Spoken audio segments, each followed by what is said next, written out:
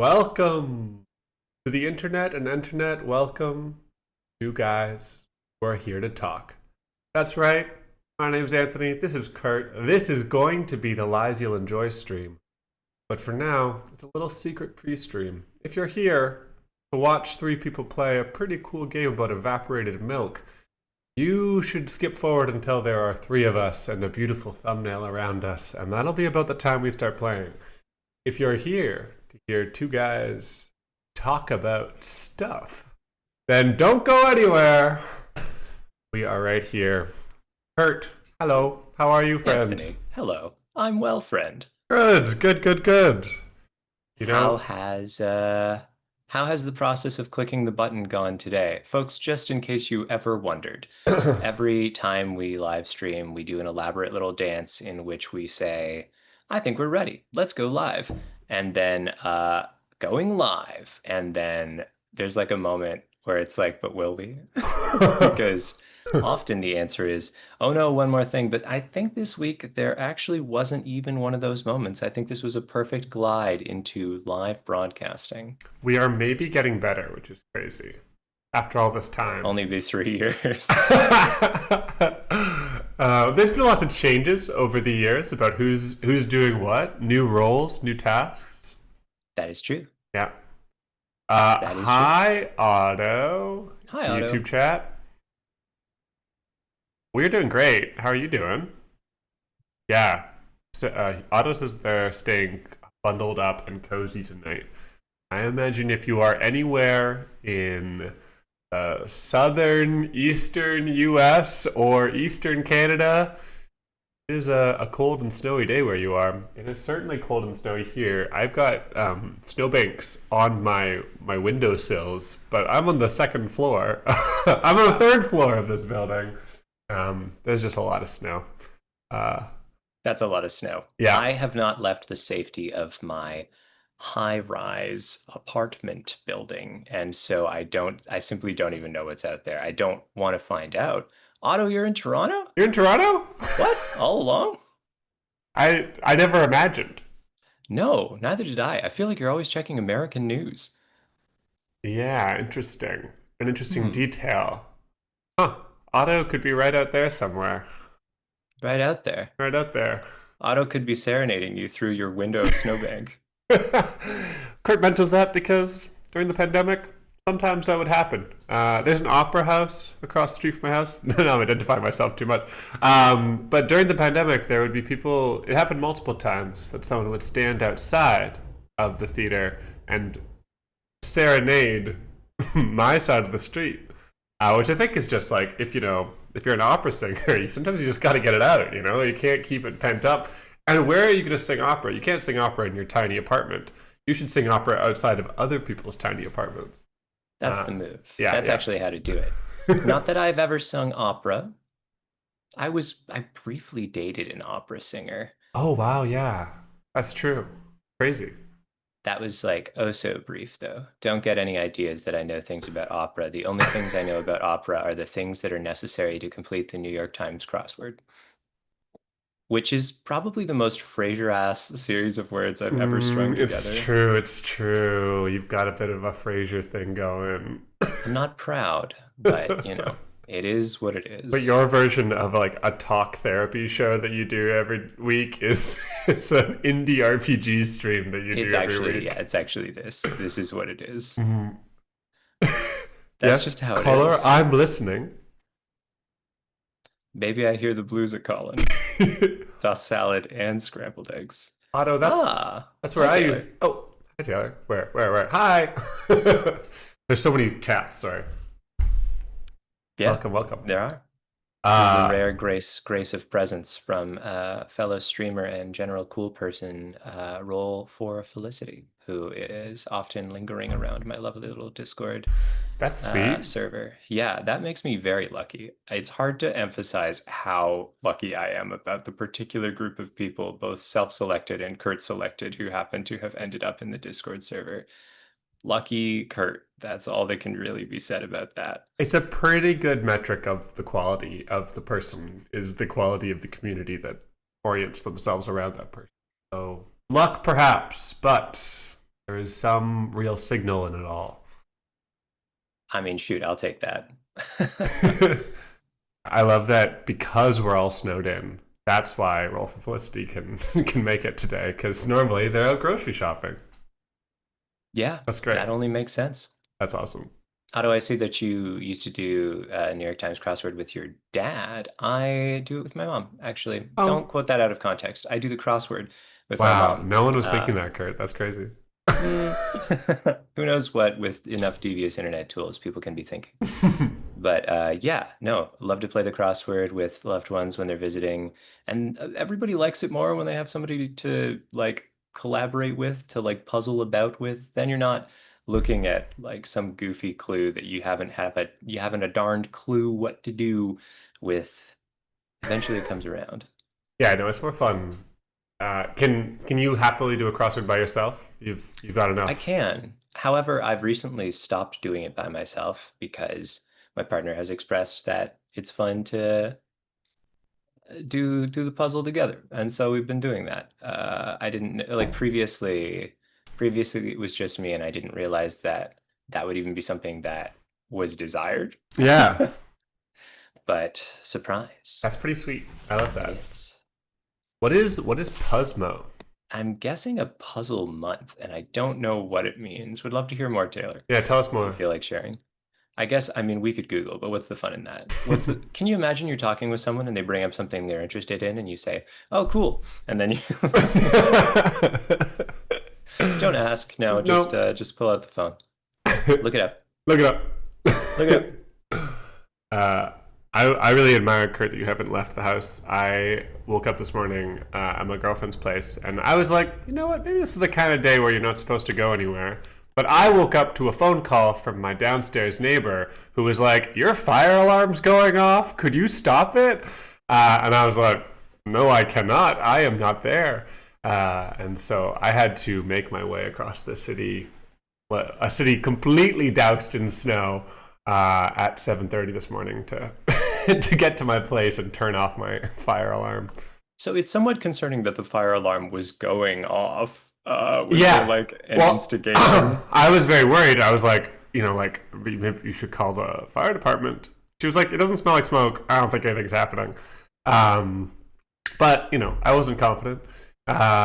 Turns out, fire alarm was over 20 years old, which fire Wow. alarms are not supposed to be that old, just in case you're wondering. You should change them out every 10 years at most. So we believe that a bit of cold temperatures and it being more than 20 years old probably led to just a false alarm. Yeah, fair enough. Mm-hmm. Truth you won't enjoy. You probably want to get a carbon monoxide detector. That's for everyone listening, not specifically Anthony. Get yourself a carbon monoxide Get it? detector. Get it. Get it? That's odorless. It's colorless. You'll never know unless something goes beep beep beep beep beep beep beep beep beep. It probably doesn't beep like a Morse code machine, but It beeps out the Morse code for C and O. It's very yeah, cool. yeah. That's what I was thinking too, Kurt. In fact, that's what I was terrified of as I went up here. As I was like, is it maybe the carbon monoxide? What happens if my place is secretly full of carbon monoxide? But good and bad news, don't have a carbon monoxide alarm as of this morning. But now I think I have three. So Wow, that's great. that's some okay. And now I will say you do have to remember to check the alarms. Actually, pause. Taylor, great to know that it's a puzzle website. Yes, Now I thank know. you, thank you, thank you. Yes, this is great. I will have to look into it. Second, cheating a crossword, if you look something up, is an interesting conundrum. What's your personal philosophy on that? Can we look something up while doing the crossword? Here's my thing. I I don't consider it cheating. I do prefer not to, like if I can, because it's not as fun if you're just like looking for outs, I guess. Mm-hmm. Because I feel like part of the puzzle is there's always going to be things that you won't know. And then it's like context clues or crosses that often sort of get you that next step. I don't think it's bad to look things up. And I think people have a lot of fun like approaching it that way. But for me, my steps go try to complete the crossword. If not successful, check out the article. There's an article released with every crossword There puzzle for the New York is. Times. Yeah, it's just like, here's some tricky clues. Here was my experience with it. Here's some notes from the constructor. And if you're a huge nerd, you're like, no, I see. This constructor, it's his 13th puzzle with the New York Times.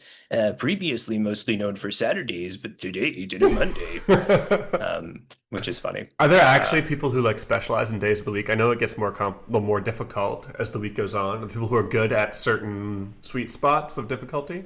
There's, yeah, some folks have preferences or like are known for certain days of the week. And the reason for that is usually that Fridays and Saturdays are themeless.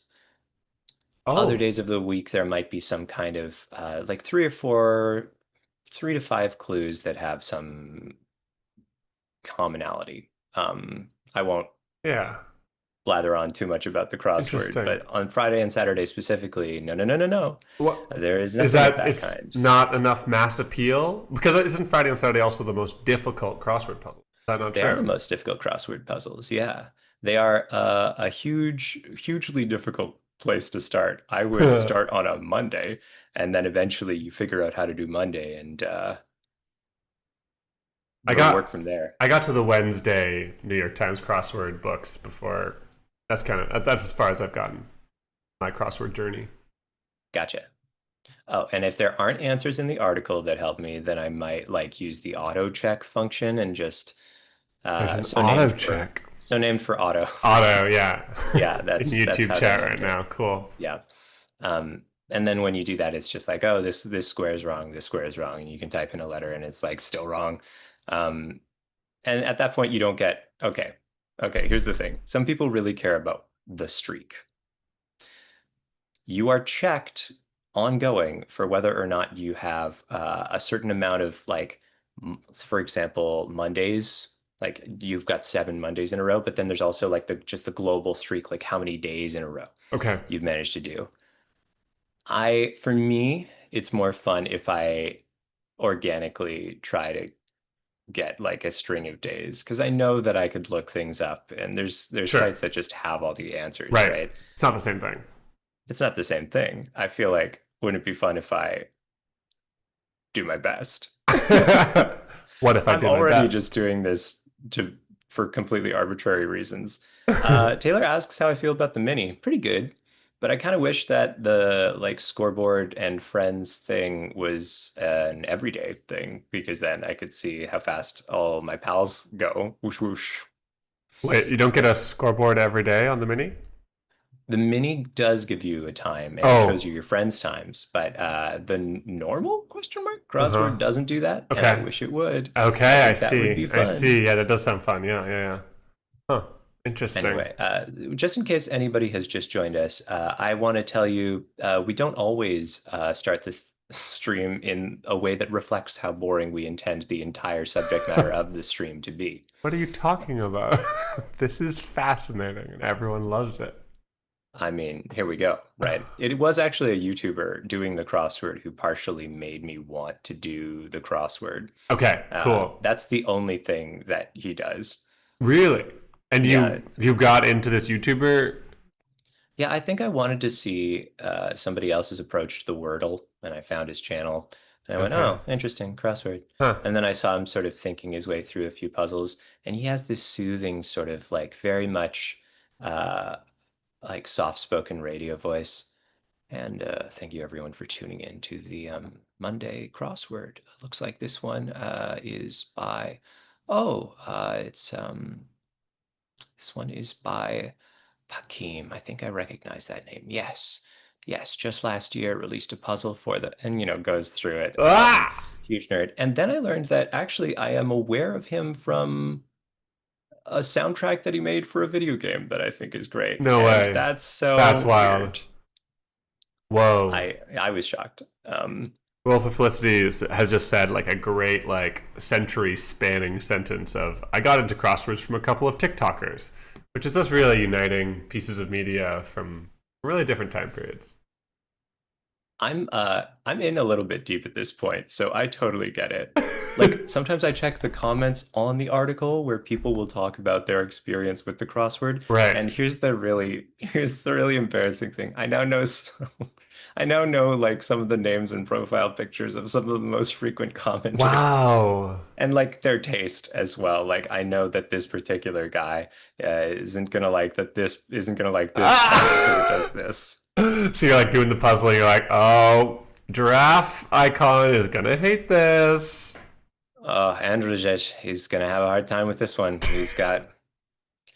He doesn't like the puns. Now, I don't want to blow up your spot, but do you leave comments? Are you one of the characters we can find Once I've once? left one comment, maybe two, or maybe two or three, but one notable one. It's only really okay. This says a lot about me. I don't, I almost never leave comments on things unless I'm early enough that it will be seen by a larger than average amount of people because I don't want to be shouting into the void. I really put a lot of thought into the way that I engage with spaces, whether that's like a closed online community or an open forum. And I would really rather that someone actually read the thing that I wrote. So I really only comment on things if I'm like right there, you know? Okay, yeah, I can see it. Um, I think I felt very like, oh, of course I'm a man commenting on a crossword puzzle. The one time that my comment received any significant attention, and that's because I like quoted poetry in it. And I Ah! thought, of course I did. Of course that's what I'm doing out here. I would really like to know, like we should have a party where we invite everybody and they have to bring their internet comment that has the most likes and or attention. 'Cause I think mine is like a Reddit comment from when I was like 17, 18 years old or something, and it's like a Justin Bieber joke. It's like so dumb, and that's like my biggest impact on the internet. I'm gonna be thinking about that one. That one's fascinating. I mean, I could tell you, my Reddit account is publicly associated with like my actual identity. It is not hard to find at all. And yeah, so there is actually like a known record of the most paid attention to things that Kurt's ever said on the internet. Most of them are actual posts, though, rather than Yeah, and comments. some of them have got to be about like actually like like stuff that you have made and done, or at least thoughts that you've had. Yes, yeah, that's true. I guess the top one is the story about being invited to Niagara Falls region for a historic carousel museum. I told a story. I won't go into it this time because regular viewers will have probably heard it before, but truly a magical thing happened some years ago when I was brought to a carousel museum for my game, Here We Used to Fly. Incredible. So that's the most about me thing that went the farthest. But I don't know. I talk a lot. I'm a yapper on the internet and in person. For a while, there were some very funny, in retrospect, top comments that I'd made. Right now, I think my top comments are relatively boring. Um, Like your top comments of all time are boring because you've said new, more boring, more popular things. I mean, yeah, my things are mostly just me saying the most, if they're really upvoted, it's often because I said the most obvious thing, but I said it like quickly and eloquently. Right. Okay. That's good. I mean, that's a niche to have. Yeah, I mean, fair enough. I'm just like scrolling through, but there is one comment from 16 years ago that I knew I was going to find here that is just so funny to me. Um, the internet was a different place 16 years ago. True. And at the In many time, ways. on Reddit specifically, there was much less hesitation to post things about your personal life in spaces that were publicly accessible. Sure. People Sure. were much more likely to share without really caveating or worrying about what the audience would be because the internet was less, I think it's fair to say, less performative at that time. Hmm. Yeah. Mostly, I think, because people didn't really know how to make money on it yet. Part of it. Yeah, because people weren't like promoting themselves, I guess.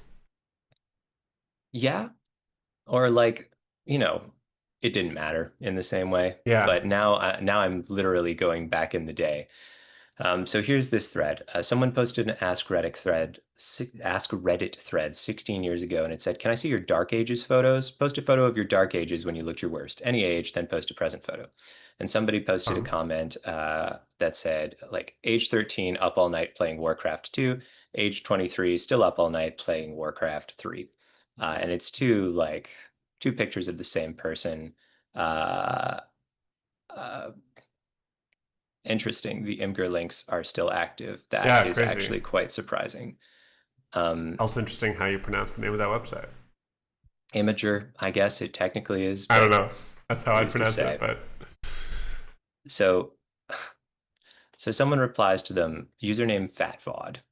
If I had seen you at 13, I would have thought she's going to be ugly when she grows older, but no, you would have proved me wrong. What a fucking ridiculous wow. thing to write on the internet. Oh my god. And the person who wrote this replies, sorry, the person who posted the pictures of herself replies, haha, when I was 13, I was on chemotherapy and steroids, which is why my face is so swollen Oh and my weird god. looking. And I replied to her and said, damn, fat vod, I bet you feel like a big grab bag of crap right now. And that was all. That was all it was. That was the That was most it.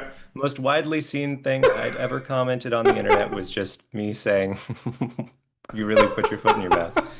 Um, That's great. That's a classic, like, hey, you were just saying what everyone else was thinking. Someone needed to be the mouthpiece of the internet. Brilliant. yeah, yeah. Is there a New York Times crossword Reddit? Do you still frequent the Reddits besides? There is a cross. I am a yeah. So I really only spend time. It used to be, I think that like the front page, quote unquote, of Reddit was like maybe a place that was kind of funny and playful. Now it's like 100% American politics Whoa. and unpleasant because you know Eh. that's a difficult thing to think and spend time about. Yeah, of Uh, course. Yeah. yeah, I don't need to tell anyone why No. the Why news it's isn't fun. unpleasant? Yeah. You all know why the news isn't fun. Hi, Mikey. Hi, Mikey. Um, but these days I stay in like a specific sort of subset of hobby interests. There's plenty of little niche places to talk about, tea or crocheting or role-playing games or an instrument that I'm currently playing or whatever. Most of the Yeah. time I can be caught on the role-playing game subreddit because I mean, hi everyone. My name is Kurt and I like role-playing games. No way. Couldn't imagine. Couldn't imagine. Um, I wonder what it was that I was going to say 1,000 years ago when we were talking what about were we talking about? who's to even say. I'm simply not going to go back and find out. I really like that. Like, I feel like the front page of Reddit and all the major Reddits are like a very different thing than all the little Reddits. You know, like I feel like Reddit became two So places. different. It was maybe once upon a time kind of like one cohesive community that, you know, definitely there was like a range of experiences you could have. But it felt more like, I guess, what like in the old days, anything could pop up on the front page, maybe. Was that true? I don't remember. But it felt like there was more like movement between communities, and now, as far as I can tell, it's like mainstream Reddit is like whatever, you know, 10 or 12 subreddits that are like the worst of like the big internet, and then there's like all these like very sweet little communities, and I love that that's the same website. It is totally fascinating, but I think it speaks to the nature of how things are very stratified now, and the way that you engage with a platform can be incredibly different from the way other people are engaging with the same platform. There Yeah, are probably still niche spaces that are flexible enough, or let's no, dedicated enough that people are sort of having the same generalized experience, but especially for a lot of the social areas, you're really picking and choosing. And if you're not picking, then something else is picking for you. yes. Um, uh, One thing that I wanted to say, I guess, before we actually like get started with this Mhm. game today, and goodness knows we're not starting with it yet. Uh, there's a Tonight's game was designed by Jason Morningstar, who many of you in the audience might know from such games as Fiasco, or upcoming Senya's Wonder Tales, which I'm very excited about. But Okay. I haven't heard of yeah, that one. oh, it's going to be great. It's like dark of Slavic folk tales, sort of like babushka energy, and all those strange, rich, mystical, weird, sometimes brutal stories from that region. That's Nice. just cool. Yeah, It's a that's very cool. specific energy, and it's also, I think, card driven, which thumbs up from me. I love a good card driven game. Don't let anybody Cool. tell you I don't love a good card driven game because I do. You love some cards. Love some Zenya's cards. Wonder Tales. Yeah. Cool. Can you still back it? Or I'm was it sure you last can get year? it soon. They're actually only about to ship it. Okay, okay, okay. So I don't actually know. Maybe you can do a late back at this point even, but either way, it should be in stores soon. But it's not the Uh, most recent game that Bully Pulpit has released okay. because on January 16th, they released a game. Hmm, what What's it exactly? called? Yeah, it's got quite a mouthful of a name, and we almost played it today, which is part of the reason that I bring it up. I have been waffling back and forth between this baffling milk game and I'm so excited for it. so am I. And the game that they released just on January 16th called Parceler, Crusher, and Scut, Okay. which is a game for 3 to 6 players. And Jason has snipped the game master role into 3 little bits and then thrown them each in different directions. Okay. Okay. And then separately from that, there's 3 characters, and those are the same 3 characters. Okay. Oh, but I'll stop my ramble because we have been joined, blessed by the community and watchers of Amanda, aka VampX13.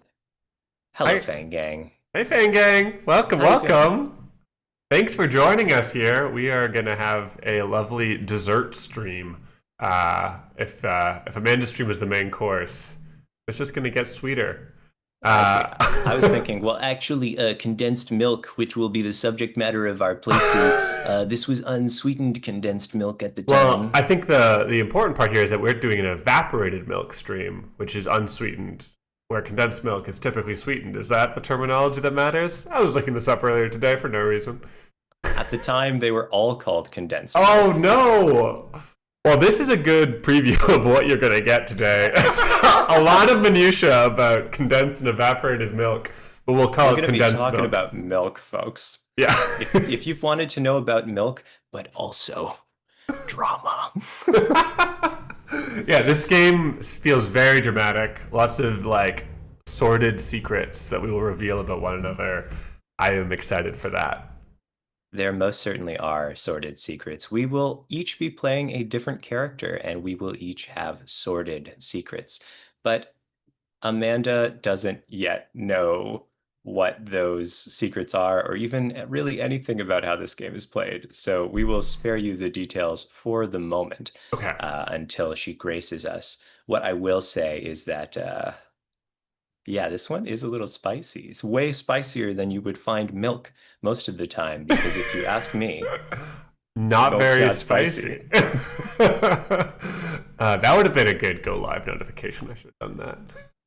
Spicy, pretty Spiciest, spicy for milk. spiciest milk game you'll ever play. That's how you get them. That's Folks, how you get them. sound off in the comments if you've joined us because you were hoping for spicy milk. Do you think spicy milk could be good?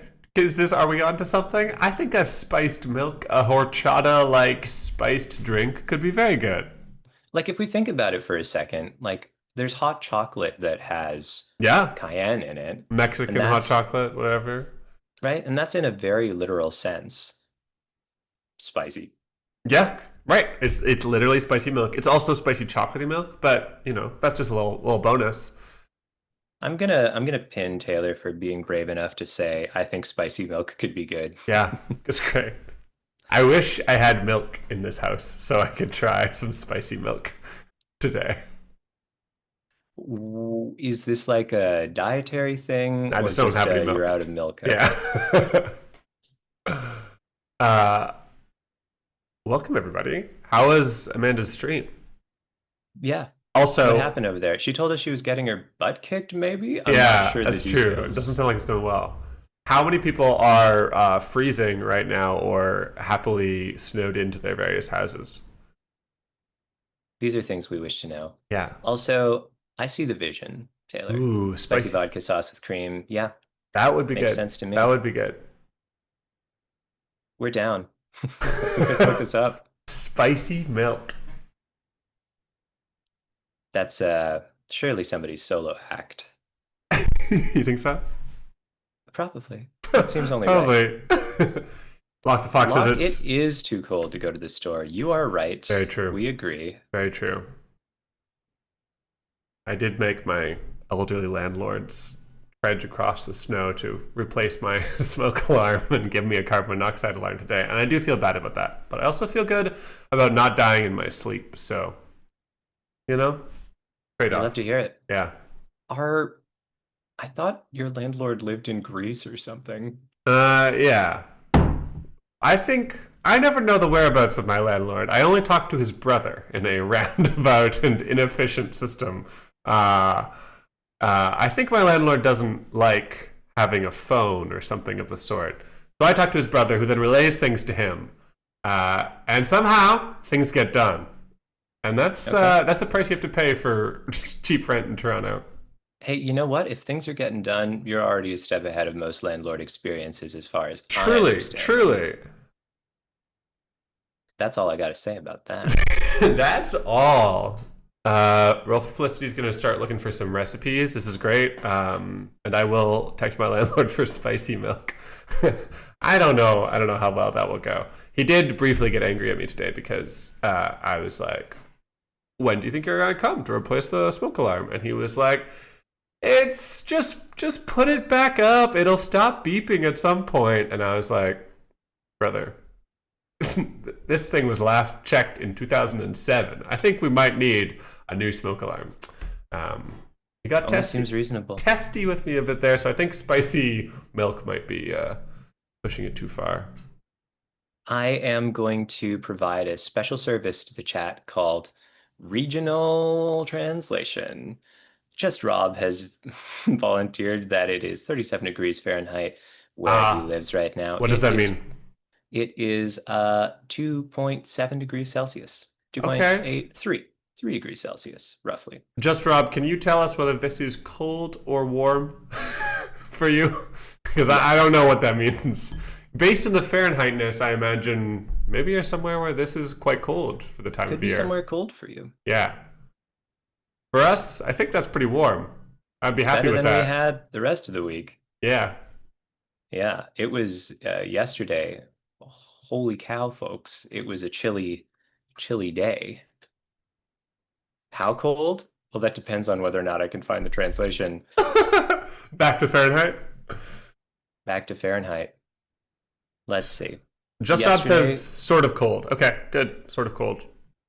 So yeah, yesterday, negative 22-ish. Maybe that was 2 days ago. It doesn't matter. That negative is 22 cold. Celsius. How cold is that in Fahrenheit? That's 0 Fahrenheit. No. I don't know. We're finding out together as a group. I'm guessing. It is negative 7.6 Fahrenheit. Okay. So there you go. People south of the border or other places that use Fahrenheit. I think it's other just places? You guys. I think there's one other country. Maybe it starts with M. Massachusetts. What other country use Fahrenheit? What other country use Fahrenheit? A few Caribbean and Pacific nations, like the Bahamas, Belize, Cayman Islands, Palau, Marshall Islands is the one I was thinking of. Okay. Federated States of Micronesia, and sometimes Liberia. Sometimes Liberia. Fascinating. It's like Y of vowels, except it applies to Fahrenheit. Sometimes. Why? Sometimes Liberia. I see that now. Taylor is being a stand-up citizen and providing both versions directly in the comments. We have to do local translations. Locke as well. Huge shout out to everyone currently giving both versions. Wait, but Locke has given us 2 Celsius ones, but just negative 18 wherever Locke is a negative 14 for Ottawa because Ottawa people are just sturdier. We're just a little sturdier. We can tolerate it a little bit more. 72 Fahrenheit is 22.3 Celsius. That's a very specific height, not height, oh my gosh, temperature to have looked up. Room temperature-ish, I guess. Yeah. Yeah. Negative 16. I would consider that room temperature. Wait, how cold is it, Kurt, where you are? Did you say it already? Negative 22? No, I said that yesterday. Okay, I didn't say today's. I think I looked at today's weather and thought that's not very impressive sounding. It's only negative 13 right now. So, I don't have any claim to particular cold fame. Indeed, some would say I'm being spared. Spared. I grew up mostly in Ottawa I grew up in Winnipeg, then Ottawa. Two quite cold places by most people's What's standards. This deep lore? Did I know that? Probably. For the Winnipeg? Probably. At some point I've told you, but I've got a terrible little memory that only wants to hang on to the most silly stuff. It was only until I was 7, so I wasn't too conscious, but still, I think it's still important. It sets your expectations about what winter is. And now I live in Toronto, and so I have only gotten warmer and warmer as I progress through my life, which has led to me looking like a psychopath in the streets of Toronto because everybody else is like bundled up once it hits -5, and I refuse to wear a coat until it's -15 because otherwise we're just like we're going too hard too early. We're gonna get soft. So I just So today we got a ton of snow in Toronto, crazy. But to me, it feels a little like home. I'm like, oh, it's kind of like an Ottawa winter, Sometimes you just get 50 centimeters of snow and it's negative 16 outside, and that's just the way it is. That's just the way it is. Anthony, I'm gonna lob you a little pop quiz. Where did I live until I was 7? Folks, I'm turning it around on Anthony. Now Anthony's got to use his thinker. You lived... Oh, wait. Until you were 7. Oh, Amanda's also waiting in the Zoom room. Sorry, Amanda. I don't know how long you've been there. Until you were 7, you lived in... Oh, no. Somewhere north where your parents now live. I don't remember. North Bay. Win, folks. Damn it. Admit, Amanda. I almost asked you, is Amanda here yet? Sorry, Amanda. Gonna come in? Yes, she is. Chaos. What? Wow. We've got a very special background today. Oh, this has never happened before. You're in San Francisco. This is crazy. I'm in San Francisco. Oh my god. Duck is playing Expedition 33 behind me, but I just didn't know if anyone watching. He's further along in the game than I am. You're avoiding spoilers? This is I thought to myself, Amanda would never do this if not for spoiler reasons. I bet it is. Really? I should have said it out loud, everyone. You called it. Crazy. Yeah, so I decided I'd be in San Francisco just in case. I don't think it's like super clear. Like, I don't think I would even notice what's happening, but I don't know if anyone watching might see what's happening, and I don't want anything to be spoiled. And then they would say, no. No. I mean, I would. And I was just thinking about, like, I don't know if it's going to come up, but if it comes up and people are watching it, could be a deterrent for them. So I hope you appreciate me going to San Francisco to save you guys some spoilers. Well, today we're actually going to be going to, I believe, Illinois. So wow, making a trip down to the States. What temperature is it in Illinois right now, guys? Celsius and Fahrenheit. I don't know where in Illinois the Helvetia, perhaps, Helvetia? Milk Condensing Company was based. But folks, there's 3 of us now, so we should do our customary introductions. Welcome, everyone, to a little stream called Lies You'll Enjoy, where we pretend to be people we're not, tell you stories about things that never happened most of the time, and speak to you little lies that we hope you'll enjoy. My name is Kurt, and I am a designer and lover of role-playing games. I'm also already aware of what my character's name will be. You can call me John today. More on that in a minute as we go clockwise around to our next player, which is Anthony. Hello all, my name is Anthony. I am a lifelong player of RPGs. I was playing games with new friends at a board game cafe on Friday night, and we were only an hour into me meeting these people, and one of them said, "Hey, have you ever played Dungeons and Dragons? You kind of seem like a dungeon master." And yikes, that's just my personality. Apparently people can find out just in minutes that I do indeed have Dungeon Master energy. So welcome. I will use my Dungeon Master energy for good here and not master any dungeons, but tell some stories, which is something I love to do. I'm kind of a professional writer, a retired professional writer to be exact. But I love telling stories, and that's what we're going to do today. But there's one more person to meet in the Lies You'll Enjoy crew. Hello, it is I. My name is Amanda. I am also known as Vamp. I am a streamer, YouTuber, actor, lover of RPGs as well. I've been playing them for a long time, and I am very happy to be here playing with my friends Kurt and Anthony. We always get up to really fun and strange games, and this sounds like it will be no exception to that rule, as we are telling the story of a milk condensing plant that there was a coup, and I didn't even know.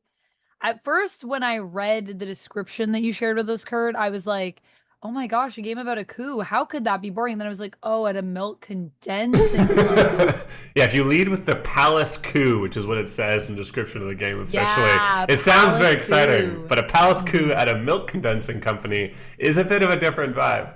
Bit of I know a how to different pick 'em. vibe. Yeah, but it also seems like it will be one of those games that, well, it was not intended to be a game made about a super interesting topic.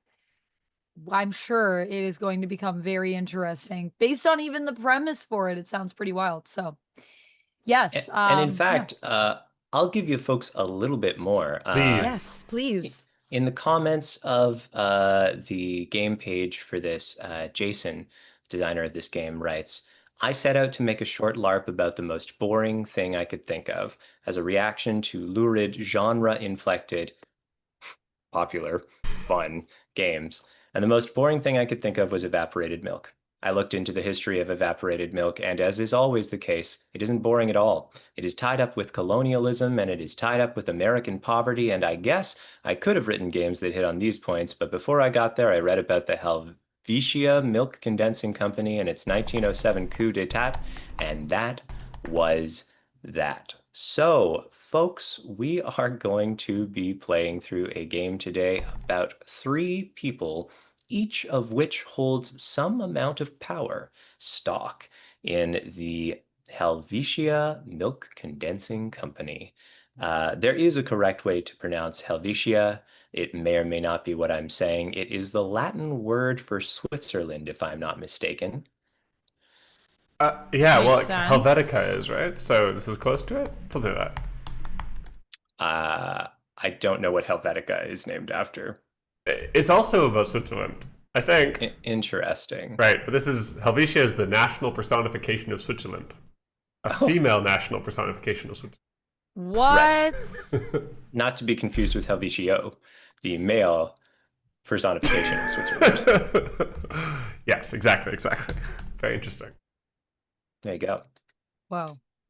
So this will theoretically take us only about an Wild. hour. Whoa. Hey, Yeah, I know. we'll see about that. We'll see. Then we'll swap roles. We'll make Kurt remake the overlay, and we'll play it again. Damn you all. I like just Rob's suggestion that that makes Helvetica Uncle Sam for Switzerland. Yeah, that's fun. Helvetia wants you. How many countries have just like a dude? Just like some lady, What's- some home slice who's what- just them. What's Canada's? I don't think we've got one. Oh, I don't think we man. just have one person. Mark Carney. That's all we have. That's all we got. Mark Carney, duh. That's my proposal, but you guys don't sound too excited about it. I like it. Thanks. I feel like we've got so Mhm. many animal mascots that I don't want to crowd things out True. by adding. We are more adding- beaver than anything. It's like Yeah. Uncle Sam, beautiful Helvetia, also a beaver. that's making me think about earlier.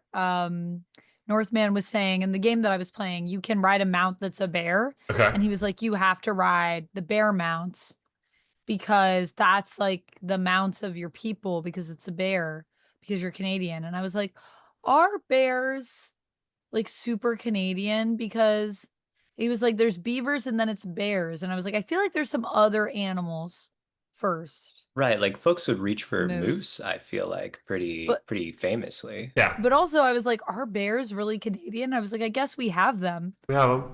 We have a lot of animals though, admittedly. Did you guys It's know true. that the national bird of the U.S. was almost the turkey? Because there's quite a few turkeys Yes. there.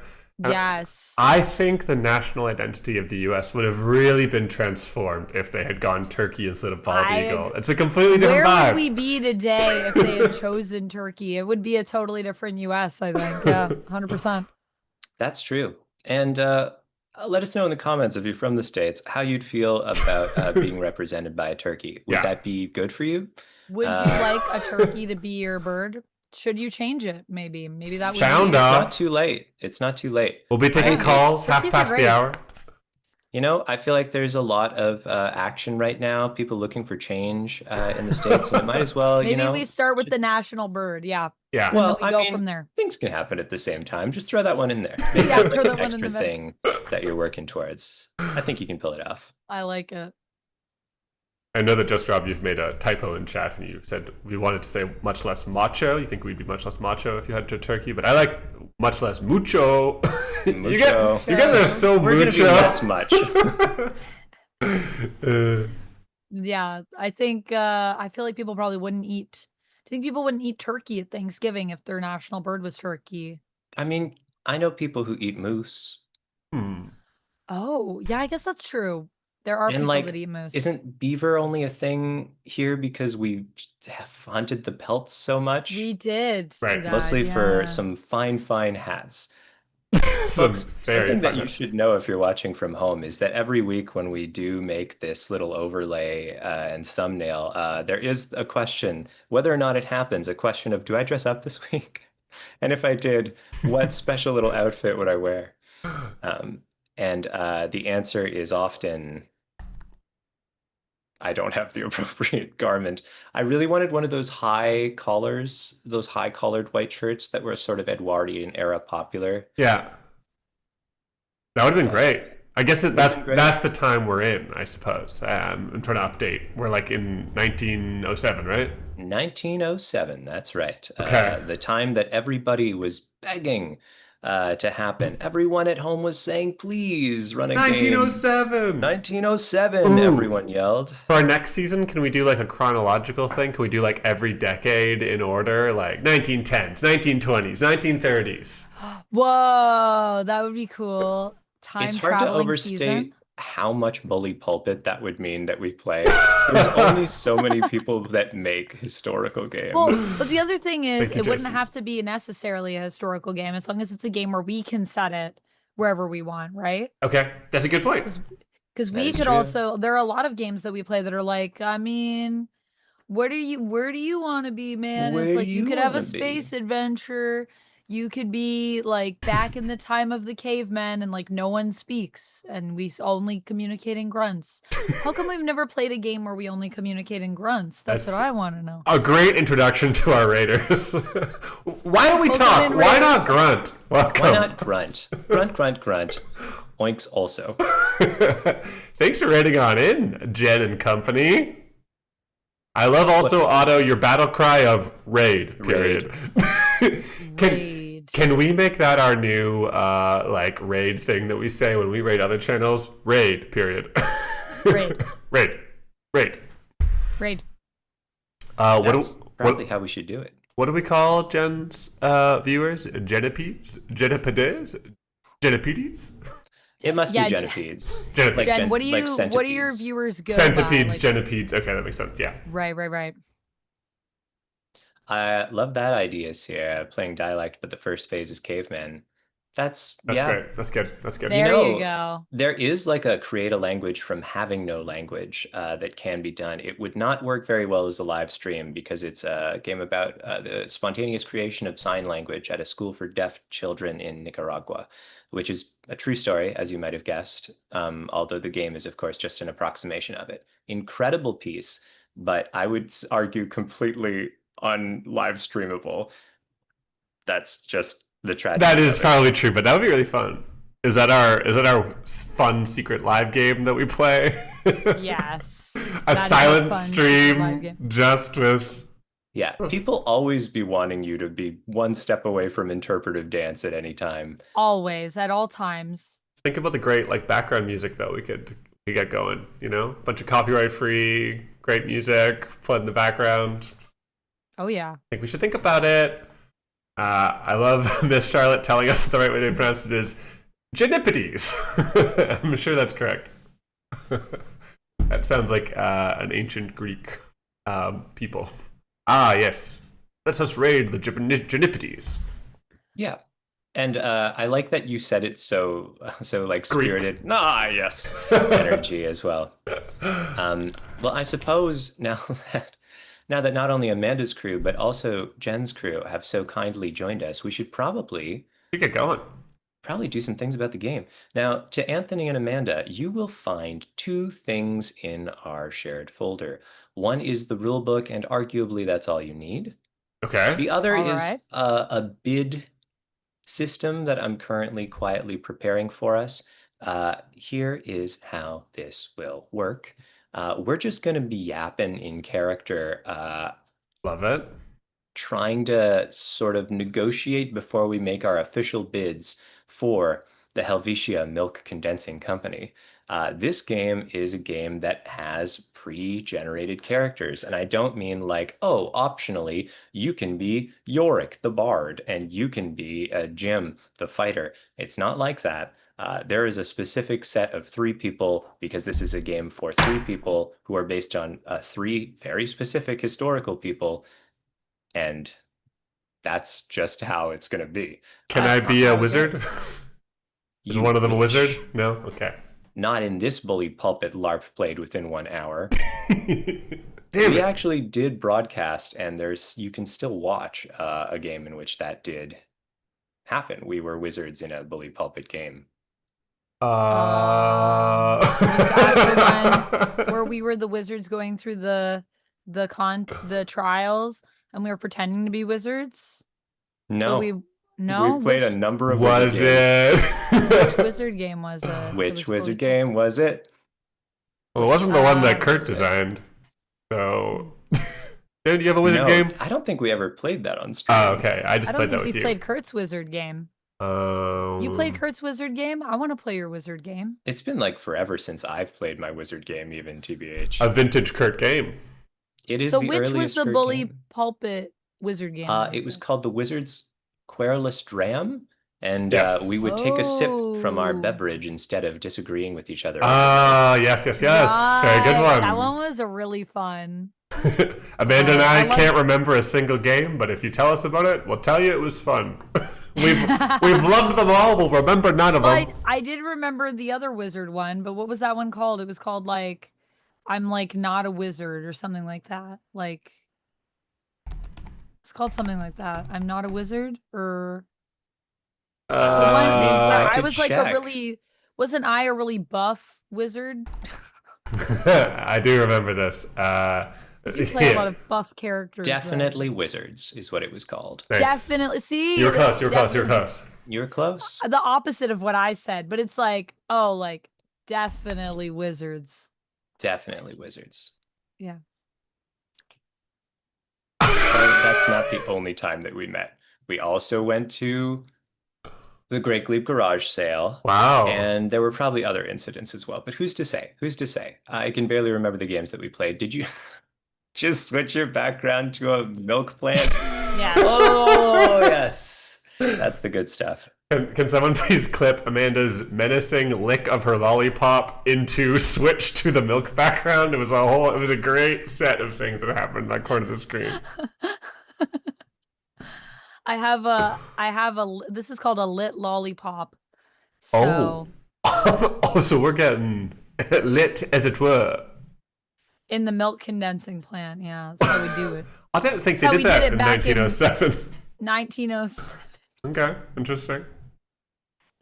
That's how Louisa did it. That was her whole thing. Maybe, I Oh. don't know. I guess I need to read my character sheet. Well, let's talk a little about that and Okay. spare you quite as much bumbling as you might otherwise have to do. In this game, each of us has a character, and each of us holds a connection to the other characters and some people that we won't be portraying, but exist and are important for our story. Anthony, I suspect you probably have the PDF open right now. Yep. You should find a section called Introduction. Oh, I love Maybe you wouldn't introduction. mind bringing that Yes. out for the crew. Also, whoops, time roller. Whoops. Well, say, it's 1907. The Helvetia Milk Condensing Company is at a crossroads. Fritz Kaiser, one of the three founders, is retiring and intends to sell his share of the company to one of the other two. Whoever Fritz sells to, whoa, wow, I can't read. Whoever Fritz sells to will hold a majority of the company and can shape its future. I'll introduce to you three characters. John Wildy. Is that how we pronounce your last name? I think Wildy. Let's say Wildy. I feel like Wildy. I'm gonna remember that better. I feel wildy. I feel wild. John Wildy is a founder. He owns 25% of Helvetia Milk Condensing Company. Louisa Wildy is John's wife. She owns 10% of Helvetia Milk Condensing Company. And Louis Latzer is the founder. He owns 25% of Helvetia Milk Condensing Company. This is gender inequality. Hey, it is what it is. So those are who we will be portraying. The whole story kind of circles around this figure who is not here, which is Fritz. Fritz Kaiser, who is one of the other co-founders. And he's the guy who's selling his shares. He's the guy who we're trying to ply with our bids to gain control of the company. He's the guy who we might tear our whole lives apart in order to desperately get just that extra bit of share that will give us the leverage we need. Now, there's a couple of different ways that we can do this. On Can one we kill side, people in this game? you can break people's hearts. That's worse. Great. That's even worse. I love it. That's what I thought. I love that you did it, Amanda. I said somebody clip this. That somebody was Amanda. I like making clips. So whenever anyone's like, "Do you want to clip? Someone should clip this." I'm like, "I'll clip it." Even in my Before Jen even in my own disappears, show. one more thanks and also an acknowledgement. I today posted about how I was deciding between two games in the Bully Pulpit Discord, and I was like, had to pick between Milk and Adventure. And Jason, who designed this game, said, I mean, why not both? So you haven't called it Milky Adventure. Bringing it all back, Jen. Wow. Amazing. Wow, incredible. Jen is Jason Morningstar. That's a twist. Genevieve Morningstar. Have a good rest of your night, Jen. Bye. Thanks for the raid again. We have a couple options what we might want to do here. Okay. On one side of the spectrum, we have don't really tell our other players what our deal is. Okay. Read our own deal. Don't share your deal except in conversation. Because there are some secrets between characters, right? There's some characters who know things that other characters don't have, but that doesn't mean there have to be secrets between players. Right. So I would ask you, as my co-players, do you want to know? So is this important because we're about to like reveal some things about our characters to the world? And do we want each other to actually know about this? Is this the idea? Yeah, the idea is either we introduce ourselves verbally to each other and then we know who that person is and a little bit about them, or we introduce ourselves to each other, but not by reading the text, just by like, we read the text, we internalize that there are some things that other characters do not know, and then we present the outward facing version of ourselves. In short, do we want to know each other's characters' secrets? I'm afraid, must know them. I simply know them. But that doesn't mean that you can't. And there's no, like, this isn't a competitive game, although our characters I are competing. don't want to know To play. any secrets. No, I want to Great. play. I just don't want to know secrets. Keep your secrets. All right, let's keep them secret. Okay, Yeah. great. Now, Anthony, you have an option here to show a relationship chart Okay. for our audience, and I think there is some argument to do so. Okay. Each relationship chart is the same. If there are connections that are only known to some or that are more nebulous, they're marked with question marks and dotted lines. So there's no secrets in the relationship chart. I'm going to walk us through the cast of characters now, and then everyone will know roughly our situation here. Okay. So I'll be playing John Wildey. I am married to Amanda's character, Louisa Wildey. You can tell from the last names. We have a child. Her name is Hedwig. Whoa, that's a great name. What? Our child's name is Hedwig? Oh my god, Our I love child's her name is already. Hedwig. It's a As I real should. name. I love and that. Hedwig, our child, is married to the president. Our child's married? Yes, we're adults. We are How not old is she? How old are we? old enough to have a child. People were having kids in their 20s. I don't know what to I tell don't you. know. Yeah, I guess. Amanda's So never we're considered like- that a child could get married. So how old are we? Like 30 something? What? What? Our child is married. Do you think Yeah. probably older, right? Because, like, maybe like. Yeah, because Well, there's I a don't president. know. When do people get married? I don't know when people get married in the 1907. How old were Well, our let's daughter? assume at least 1920 at the very least. Okay. So we're like maybe in our 40s. Sure. Let's give us a nebulous somewhere in our 40s. Why not? Somewhere in our 40s. But Hedwig is married to the president of the company. That is true. The president of the company, his name is John F. Montgomery. Don't get confused. This is a different John than me. John is the president of the company, but he doesn't have any shares. He's just the president. He was hired. He was an advertising executive, and then we hired him. Indeed, I hired him after he was already married to my daughter. Okay. You Nepotism. hired him. Good. Yeah, I hired him. And you gave him a share? No, he has no shares. Zero shares. 0 shares, goose egg. Oh, so we don't care about him. Now, Anthony's character is Louis Latzer, another co-founder of this company. Here's the challenge. Louis Latzer hates John F. Montgomery, president of the Helvetia Milk Condensing Company. Yikes. Wow. This You happens. think that guy's trash bananas. This is true, by the way. This is a historic truth, huge dislike between those two men. Now, that is, those are a few of the central characters. There are a couple more, and then we'll be sort of good to go. There is a child as well on Louis Latzer's side. I have Louis a daughter. Latzer, played by Anthony. You have a daughter, and her name is Mary Jane. Mary Jane Latzer. She has 5% of the company. Wow.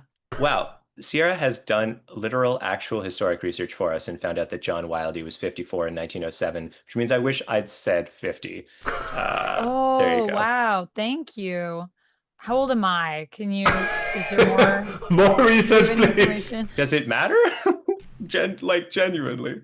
Yes. I want to know for my role, what age am I playing? Now that I think about it, I feel like I've never seen you play anyone older than yourself other than like a crone. Like you No, have that's not current age true. Amanda or super old Amanda. I think Oh, that's... you mean like middle age Amanda, not usually a No, you know what? Nah. Once we did. Once we we did. did, It was, I think. I was like, it I'm was pretty sure I've over. done it at least once. It was our game in which we explored an Americana, surreal Americana. Yes, Yes. yes. With the big like the neighborhood, the town attractions. Was that the one we're thinking of? Yes, I think so. Yeah. Wasn't there? I think there might have been 2 times that I've played someone that's been like middle aged. There you go. And at the risk of ruminating further, I should probably complete this family tree. Yes, So yes, Mary yes. Jane Keep going. Latzer is the child of Louis Latzer. I will say for posterity, I think at some point in the rules she might be referred to as Sarah Jane. That's just a mistake. So don't, Okay. there's no Sarah Don't worry. Jane. She's Mary Jane. And finally, Mary Jane is engaged to Albert Kaiser. Who's Albert Kaiser? The son of Fritz, who is again the person who we are trying to make a deal with to get the shares of the company. Whew. Wow. Wow. So Anthony's daughter is married to the son of the man that we want the shares of. Bingo. Okay. Yeah. Which seems like a Why good thing didn't for me. we marry our daughter to that guy? That would have been good. Might have been good. Might have been good. Might have cemented our voting block in this procedure. But Probably would have. I guess is it have a our better voting daughter. block? Have a better daughter. Sorry. Well, I Oh, think our daughter hey. has the cooler name, so there's Shout out that. to Arif, who's our 100th follower. Nice to have you, Arif. I didn't know that you were here. Hi, Arif. Hey, Ara, I was just about to say that we're at 99 followers too. We're like almost at 100. So No, but thanks now, for being our 100. now we're at Now we're 100. Yeah, So thank nice. you. And how nice to have a friend push it over for us. Yeah, that's also, lovely. shout out to Sierra, who has now figured out that Amanda's character was 50. There you go. Bang on 50. Thank you. Maybe There we go. Amanda's first 50-year-old character. An exciting event for everybody. Maybe. I don't know if I've played But we can't 50. say for sure. We can't say for sure. Okay, now we know the relationship, the web of relationships. We have children who are married to people that matter in the company. We have, oh, by the way, Anthony's character and my character, we're good friends. So Like in real life. This is tricky because we might not end up that way after all this is said and done. So here's how this will go. Each of us is going to need to spend a minute or two reading our little biographies because there is information that is important to know. Before you do that, I think I'll just sketch out like how this will work. Okay. Everyone has a set of bids that they can make. Okay. We got it that so far? Okay. We're making bids. Cool. Kurt's like, are these fools even listening to me? Yeah, we're all here. Listening. We're all here. I'm listening. There's all Here, kinds look, of I'll things. minimize all my windows other than this Zoom. Amazing. Amanda leaves. Shit. Bye. Oh, but she's got the lollipop. That's all it takes. So there's all kinds of things that you might want to offer Fritz for those shares of the company. Some of them are literal money things, like actual monetary values that you could pay, but some of them are just promises. I promise to do this. I promise I won't do this. I promise that I will do this if, or even I'm going to drag out this other person's dirty laundry because that increases my odds of success. Oh my God. Each of us has 11 or 12 things which we can promise as part of our bids.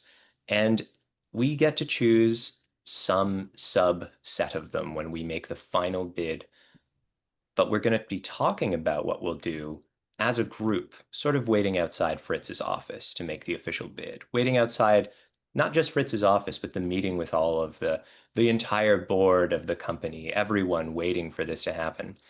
We don't know how much our bids will actually be worth because there is like a scoring system. Oh. Perhaps the fourth item on Amanda's list would be worth 3 points if she put it forward. Perhaps it would actually be bad for her to bring it forward.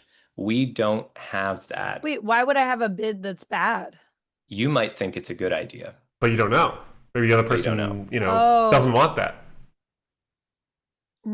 But how do we determine if the bids are good or bad? I thought they just had set points attached to them. So I don't know what the points are. You don't know what the points are. That's the important thing. So it's only if the bid happens that it's revealed like how that goes. At the end of the game, and just we will me as a count role up. player, I'm just going to look and basically be like, this sounds good to me. Right. Here's an example that all of us have, I believe, or if not all of us, then certainly like the two of us that are at best Most. position to do it. Two Yeah. of three. Sure. So yeah, 2 of 3 have this. Compensation is one of the categories, and we must choose one. You can pay a pittance, you can pay fair market value, or for Anthony and myself, we can pay like a lot, pay lavishly for the Overpay. shares, Mhm. overpay. And I think it's pretty clear, like roughly what those would map to. More money, probably a higher bid. But the exact Probably better if you can do it for a pittance, but also that could be insulting, so it might could not be work. insulting. Maybe Right. it won't Yeah. work. And we don't know how much sway that will have relative to the more like social elements. So critically, this is the most important thing to understand. We will all be choosing some group of these right before the end of the game. We'll role play out our discussion, and then at the end of the game, we will choose our bids. But there's one thing that you can't do. Some of your bids have a little speech bubble beside them. Okay. Do you see the I, little Okay. speech I bubble? see him. I see him. Huh? Cool. Huh? Those little speech. Well, I guess Amanda doesn't have the window open, but it's fine. I don't have it open, but That's fine. Some of your bids have a little speech bubble beside them. That means that you have to oh, is this in the publicly. rules? Yeah, but you don't have to open it right this second. It is in the rules. Yeah. Okay. Don't open it yet, but there's a speech bubble beside There's a my speech bids. bubble beside, I think, Okay. 4 of your bids. Minimizing. Yep. Amanda. And I'm picturing it in my mind. great. You must publicly announce that you're going to be making this bid. It's So is important. the speech bubble what I'm gonna say?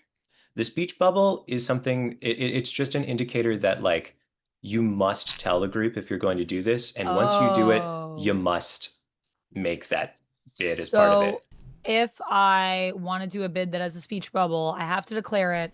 And if I declare it, now it's happening. It's out there. I can't take Right. it back. I can't be like, well, never mind. And what's Okay. important to understand is that these are often like pretty serious personal one. things, like So make shit that sure can't that be if you want to unsaid. say it, you're ready to say it. And 'Cause as you one can't- last thing, Okay. most of these have, most of them have a corresponding thing for another player. Like the other player could also make that same bid. Oh, And if you announce that you're going to do this, they can't do it anymore. Oh. okay. Now, some of these things are like, I'm going to reveal such and such secret. Right. When I do it, do I just reveal it, or do I go, if you sell it to me, I'll reveal the secret? No, you'll talk to us. We're all sitting in the same room trying to like talk each other down from making these bids. And if you reveal it, you've It's told out us. there. It's Okay. out there. I Okay. imagine it's like we're kind of revealing secrets to like sway each other though, right? Like, well, let me tell you what I know as like this is why we should do what I want to do. Because I Yeah. got a secret that you don't Right. know. Yeah. And it's valuable information for whatever reason. Okay. Right. Fun, Ultimately, exciting. the decision will be quote unquote Fritz's. That's why there's a rubric, because none of us makes the ultimate call what that information reveal was worth. Yeah. But that's like mechanically how the game works. And Okay. thank you so much for buckling down with me as we sort of went through that, because that's how the game will ultimately like punch us all in the stomachs towards the end when Great, we finally great. learn who it was. What our Yeah, bids are sounds very worth. important. Right. So we understand how to bid and what the consequences of that can be. Right. For Now- the purposes of streaming, do 2 of us want to take our headphones off while we read our secret maneuvers, and then one of us can walk through our options with the crew in chat? Sure. That Sure. makes sense. And Are we since- going to read our bios separately, or are we reading our bios during that time to just be like, this is who I am, this was Yeah. going on? I guess I'll ask the chat. Chat, do you want to know the full bio, or do you want a kind of sketch of who the person is? I guess you might not want the secrets. That's true. Good question. Because they're kind of fun, probably, for us to reveal to people to be like, guess what? But it could also kind of be fun to know in advance, because then they know we have a secret and they're like, well, I wonder if it'll come up. So both are fun. Just depends on what you're into. We had some fun with some dramatic irony previously. What game was that? Oh, what game was that? We had fun secrets. Yeah, that was it was the Dark Souls inspired one. Yeah. Bleak Spirit, I Oh, believe. yeah. Otto Oh, want Okay. yeah, Otto that was says really fun because we had all those secrets that like we had to answer the question each time. And then at the end we all discussed like where we thought it was going and how we all kind of had these different but sometimes similar ideas of what was really going on in the world, which was cool. That one was really cool. yeah. Otto says no secrets, just a bio. So Otto wants to be surprised. Locke is talking about Amanda being a grandmother. I'm not sure. That is true.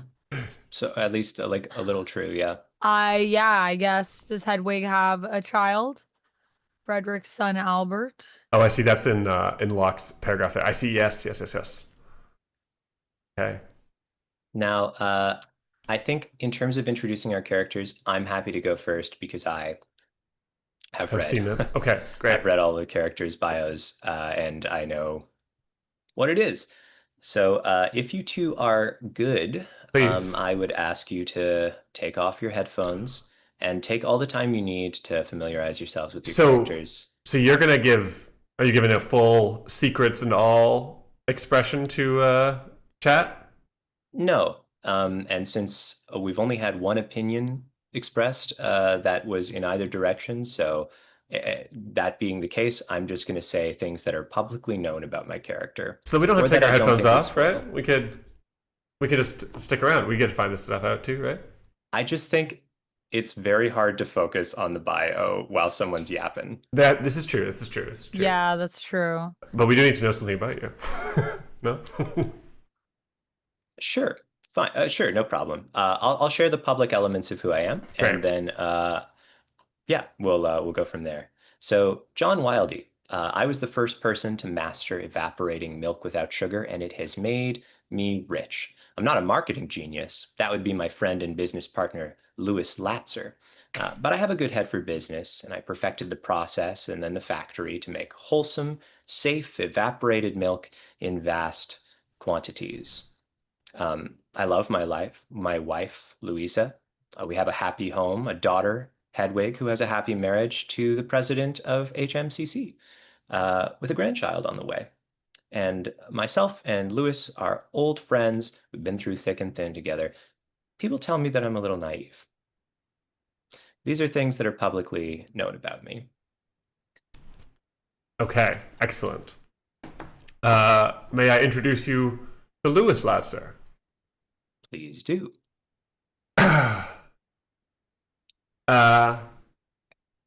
I'm Louis Latzer. I'm one of the founders of Helvetia Milk Condensing Companies, and well, my partner here has been very foundational in the creation of the brand. I think we can build something even bigger. I've got big dreams for this company. I am sadly a widower. My wife has passed, but my heart and my home are full. My daughter, Mary Jane, who I have given an amazing opportunity to become close and eventually marry Albert Kaiser, who is the son of Fritz Kaiser, our partner in founding Helvetia Milk Condensing Company. But wait, do you hate Fritz Kaiser? I do not hate Fritz Kaiser. Oh. It's been said that I do not get along well with John F. Montgomery, the current president, and your son-in-law, Louisa. Mars, yeah. Our son-in-law. He is a feckless and spineless man. This is publicly known. Right. But my daughter Mary Jane is engaged to be married with Albert Kaiser, and I think it'll be a very happy marriage indeed. And, I only just have regret that Fritz wasn't going to stay in the company longer, because I think our families growing together could have been a wonderful thing for this company. Okay. Have you had a chance to read Louisa's thing, or do you need some vamp? I have read her bio. Have you sorted out what is public knowledge so you don't? I think I know what's public knowledge here. So I have the stake. I only have 10% in this company, okay? I'm a woman. You know how it is. Public knowledge, I am a woman. This is known publicly. This is known. So I only have 10%, but it gets me a seat at the table. And I am very happy to be here as a woman that, I think prides myself on the business that we have all built together. I love my husband. He is a good man. He's made me rich. I'm very happy with that. And we have an amazing daughter, Hedwig, who is, yes, married to the president of the company. Man, there's a lot of interlocking marriages in this company. A lot of people just getting in on the company based on a lot of nepotism in this company. But What do you mean it's a family business, Louisa? that's right. It's a family business. So the nepotism is part of what is our strength, I think. We all have these bonds and these ties to each other. So I also, that's basically it. Actually, I think that's basically all I have to say. I am friendly with Latzer. Yeah. We have a good relationship. Get along. We get along, and that's basically pretty much it. Great. That only makes sense. Yeah. Thank you, my wife, who will surely vote with me. Surely that's what everyone expects of me. Now, I think I'm just a woman. publicly known. Publicly known. I will say, Amanda, I think your bid situation is slightly more complex. So Yeah. I do want to give you like a minute to familiarize yourself with what's Mhm. going on there. But folks, those are our characters. I guess I should stop babbling if I want Amanda to have a chance to actually read her bids. So how you doing, Anthony? I am good. I am good. I am excited about this. Well, I was actually gonna say maybe what I can do is I can just take a picture of my bids on my phone real quick. Or wait, can I just do this? I can take a little snippy snip. I'm gonna send it to myself on Discord. I'm gonna go to the bathroom really quick, and while I'm in the bathroom, I'll just like quickly read it on my Nice. phone. A Great. bathroom Like a study.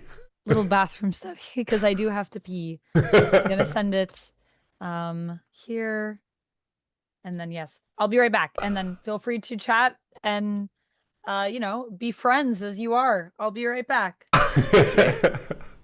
Lord Monk, I'm assuming that that is a recipe that one would make with condensed milk. Truth be told, the amount that I know about condensed milk has greatly increased through the process of learning this game. Yeah. What do you know about sweetened condensed milk in general, I suppose? So it's kind of an interesting story. Condensed milk is a product that was super important because it came out. It was developed before refrigeration, Okay. right? And that was like a pretty big deal because if milk, which is critically an ingredient in like a ton of things, can't be kept at a reliable temperature, it's going to spoil and be a wretched experience to consume. So the advent of canned milk was like mind-blowing, especially with things like war. We were not very far away from war with the coming of the 1910s that would follow the story here. But essentially, this particular type of condensed milk, which was made without sugar, which was important because then you 'Cause- have something that's pretty milk. So originally, the sugar version would have been the more common version, helpful for preservation. Is that the idea?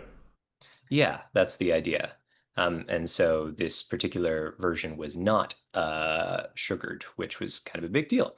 And now the reason that this matters is because people would feed this to their infants. Whoa. It was widely believed that this was like the only reasonable substitute for breast milk. Specifically, So, the evaporated kind, like you wanted this like condensed version of the milk. yeah, Okay. yeah. Yeah. Not just like cow's milk, but this condensed stuff. And that was a big deal. And part of the reason that it was a big deal is because there weren't like really alternatives. There wasn't really formula at the time. Right. And so you needed to have something Huh. that could be reliably acquired and then purchased and then administered. I've seen advertisements from the time. It feels so like old-timey talking about condensed milk now because we take for granted the fact that refrigeration exists, but like True. ads at the time were like for infants and invalids, Wow. which Wow. I mean you can just say that. Uh, It was a different this time. Now, outside the scope of our actual like role play here, this company did have an interesting way of ultimately like sort of endearing themselves to the public, Okay. which is that after some kind of disaster, they sent like 300 cases, I think, of condensed milk to the victims of some fire or other major weather event. And that is interesting. It became a kind of like signature of theirs Oh, for a really? while. And Yeah, they would like send aid in the form of they're evaporated like, milk. here you go. Here's some evaporated milk. Here, can I offer you some milk in these trying times? But like, actually, Wow. yeah. Do you have a sense of are we evaporating the milk because that preserves it in the canning process? Like if we didn't evaporate it, it wouldn't be possible to preserve it? That's Or my understanding. okay. But I don't, honestly, the physics of it are unclear to me. 'Cause I was trying to I figure out, like, is it just like inefficient to can straight up milk? And it's like, well, you gotta condense it, otherwise we're gonna have so many cans of milk. I mean, I think there is a level on which that makes sense because, like, I mean, it's annoying buying a giant jug of something. I'm actually mad that there's not like an instant oat milk that I can add to things. Oh, interesting. Like I I guess I just could add buy oat water. flour, but I think it would not, what's the word? Homogenize? Yeah, I think it would. you need a very fine flour, I think. Interesting. Yeah. Well, should we start an evaporated oat milk company? I imagine you can probably buy it, honestly. You I think just so? don't see it at the stores. Are we all going to let's find out let's now? find out. We are now Evaporated literally, oat in milk. lieu of playing, we are researching evaporated oat milk. It is indeed a product. Nature's Charm Evaporated Oat Milk is the sponsor of this stream. Um, huh, Huh. nice. Well, there you go. But then again, like, how much do I value convenience? I think about how there exists a product that is so much more lightweight than cans of beans It's and called so much beans. cheaper. It's called beans. And how often do I cook beans, folks? I would be too embarrassed to tell you. Not as often as I think is right. Oh, you don't cook beans enough. I was gonna What? say you probably cook beans quite often. Oh, I have beans all the time, but I simply don't. Oh, you I don't. simply don't cook them from Uh, from This is dried. this is a struggle I've had in my life, where it feels like it should be easy, and if you just had a system down, it would be just fine to do the prep from dried. It's so cheap. It's like so satisfying to think about the like number of cents that's required to feed you if you're gonna use dried beans. So small. It's so small. So small, but it's really hard to. You've got to. It's a little bit like ferments or making like sourdough bread, where it's like it's not costly. It's not going to cost. It's not expensive in terms of materials. It's expensive in terms of just like planning, because it's not even that labor intensive. You just have to do it earlier than you need it. It That's requires true. forward planning, and this is a type of cost which we are not accustomed to paying, I think, maybe in our lives. I think it's true. Yeah, we value convenience quite a bit. And now, one of the interesting things is that I did at one point have a system, but then I no longer have the slow cooker that enabled that system. Because the slow cooker, essentially, you just have to go, yeah, all right, off you go. And then Yeah, off it yeah. goes. Now I have something that can work as a slow cooker, but I rarely use it as a slow cooker because I find it 5% more annoying to clean than the slow cooker was, and somehow that's enough.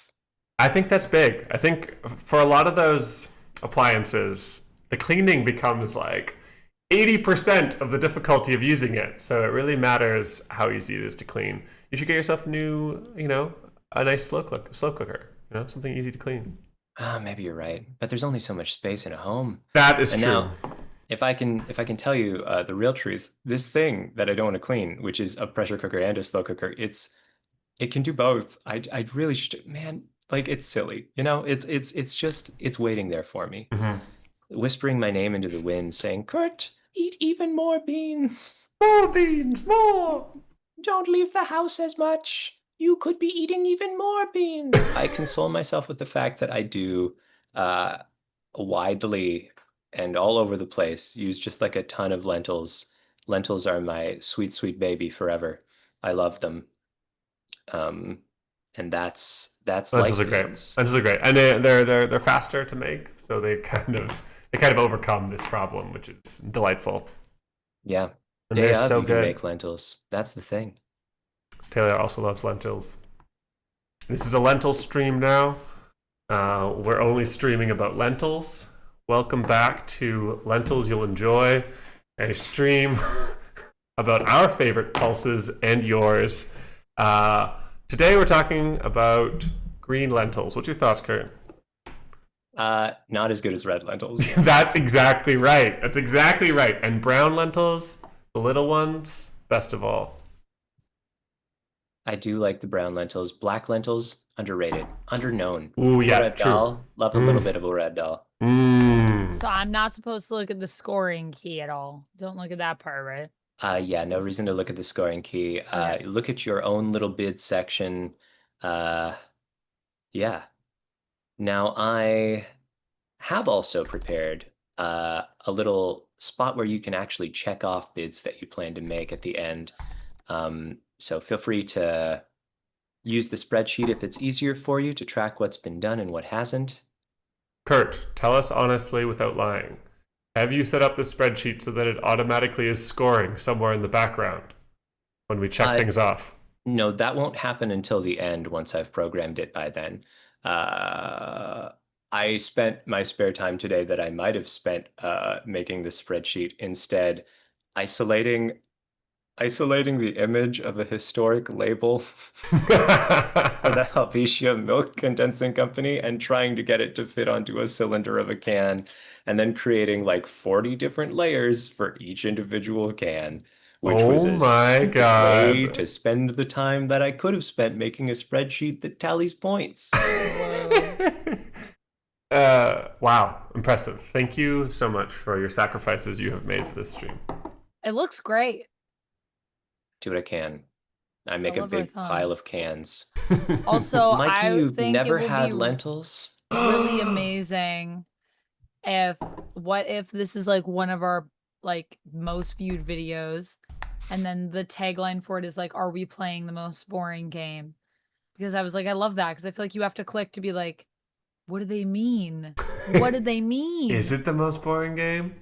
I don't think it's going to be. I think it's going to be spoilers, but I think it's going to be very exciting based on so far what I've read. I think we're almost proving it right that it will be the most boring game because we haven't actually done anything yet. So maybe we should. Maybe it's time. Play. Does anybody need any more time? Locke, I do have a spreadsheet. It just doesn't automatically add up the points yet. It will within like 2 minutes of now, but it doesn't yet. That's the real tragedy.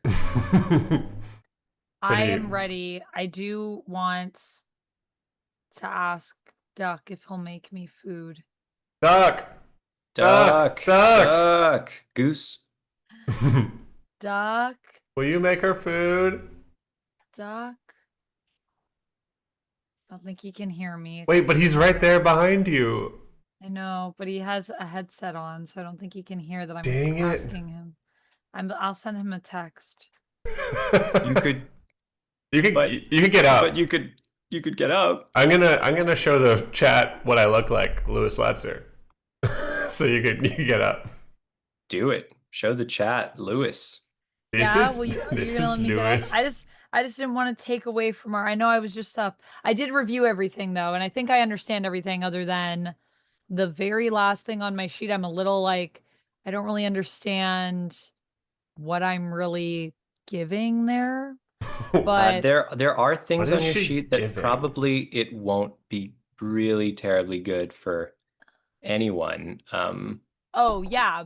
No, I understand that, but there's some stuff that's like, how does that add anything as a bid? I'm not really sure. How does it add? But I think it's just nice. I think. So I feel like I it's think it's just, just nice. if it feels right for the character, then I do it. There you go. Those ones. I feel like Some of them are pretty. It's very spicy. It's a very spicy game. Get ready, everybody. Spicy milk, there's folks. some spicy milk. Spicy milk. All right. Okay, I'll go do that and then we'll start. Cool. Thank you. Okay. So the game is taking place. The game's taking place before we talk to Fritz Kaiser, right? We're outside. Yeah. Okay. Although, and I guess I'll just. Oh wait. Oh yeah, because there's a rule about this. Okay. There's a fun little. Yeah. I saw this. Taylor, I like this idea. There, we each have historical figures over our face whose mouths flap. That would be good. Do not say this too loudly though, because Kurt will try to make it happen if we aren't careful. I thought about 3D modeling a can of condensed milk and then having them like fall throughout our overlay from time to time. But then I thought, Kurt, you've lost your silly mind. Maybe Wow. I didn't do it. Were you a creative child, Kurt? Did you like to make things? What specifically would that entail? I feel like as a child, you must make things. You're sort of forced to. We do make a lot of things as children, but I mean, I think some kids are more obsessed with crafts and drawing and making things than others, perhaps. It's just you so strongly have this instinct to make stuff. I'm gonna make a new thing. Oh, let me make this thing, and you just have like this pure joy. Like you're not. You're not utilitarian in the things you make. You're like you want to make things for the joy of making them and for them existing. Just the possibility of something new is very cool. Yeah, I just think it's neat. I think part of this came from the fact that I spent a lot of time with creative people at like an impressionable age. So I had a friend who was like the art kid in our Right. school, I've met said art kid, I believe. Almost certainly. That seems extremely likely. But I guess the challenge is that like I myself didn't consider me terribly creative. So there was an element on which like I wasn't really in that mindset, I guess. It just I think ultimately came out partly because I am stubborn and want to do things myself rather than buy things. It's sort of a combination of eco warrior and like guy who didn't have a job until he was in university because of my incredible privilege. Which made you dead set on having enough time to make your own things? Is that the idea? Or well, it gave me time to mess around, and also I didn't have like income to just buy the thing. There wasn't obvious money to spend, right?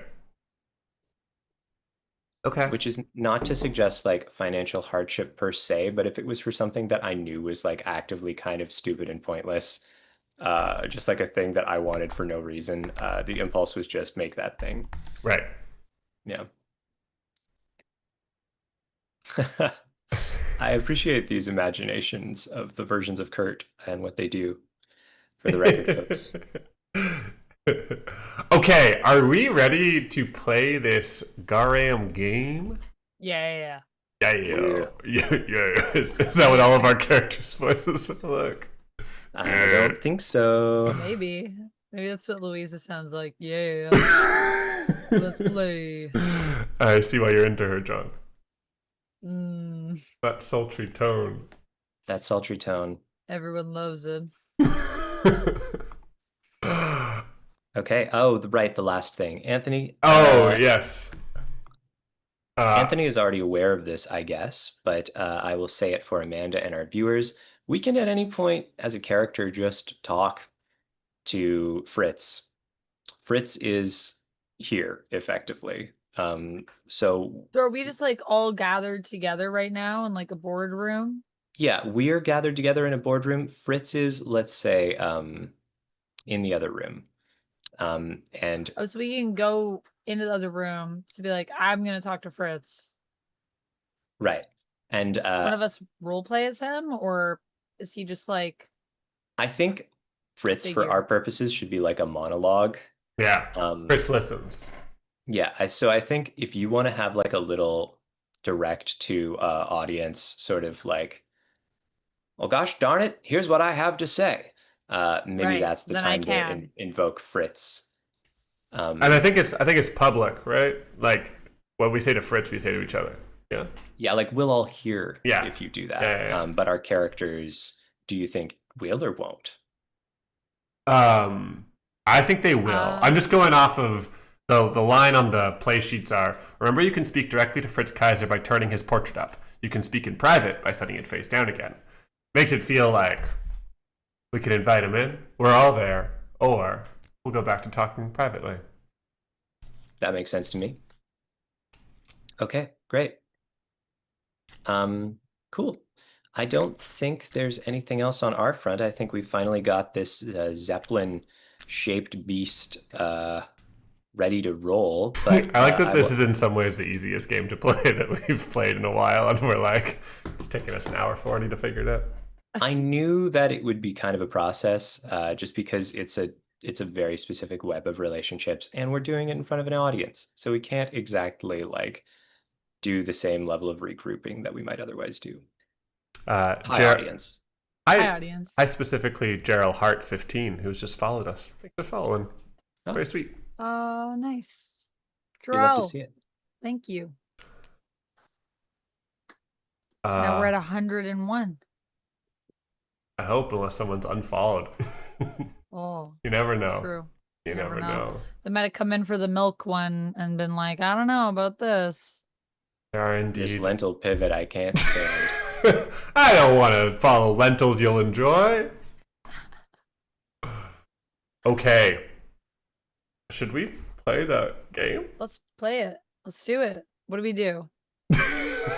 I think we're just going to roleplay walking into this room, okay? All right.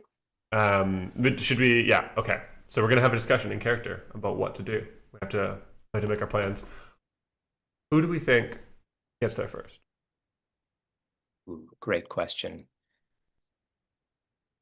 I feel like it could be any of us, right?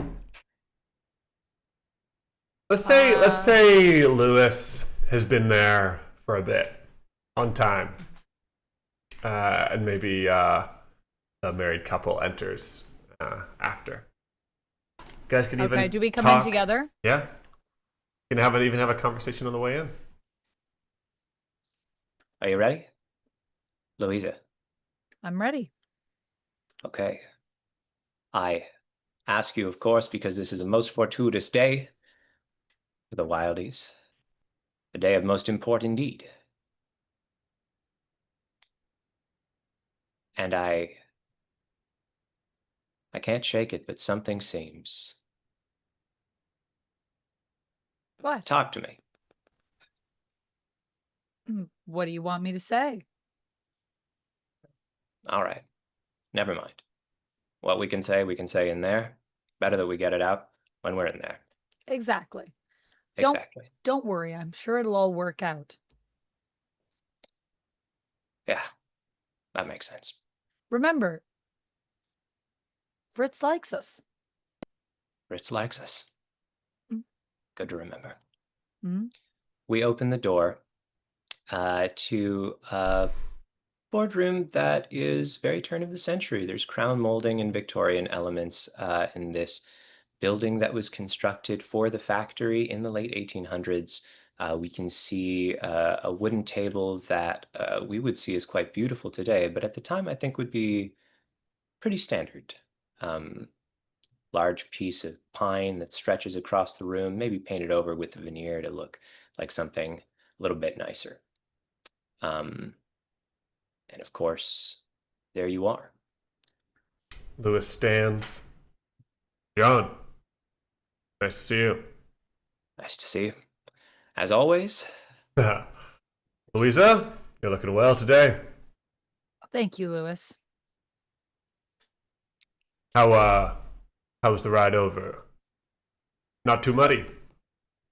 No, the horses behaved in spite of the weather. Good. Had a little bit of trouble getting up Pine Road, but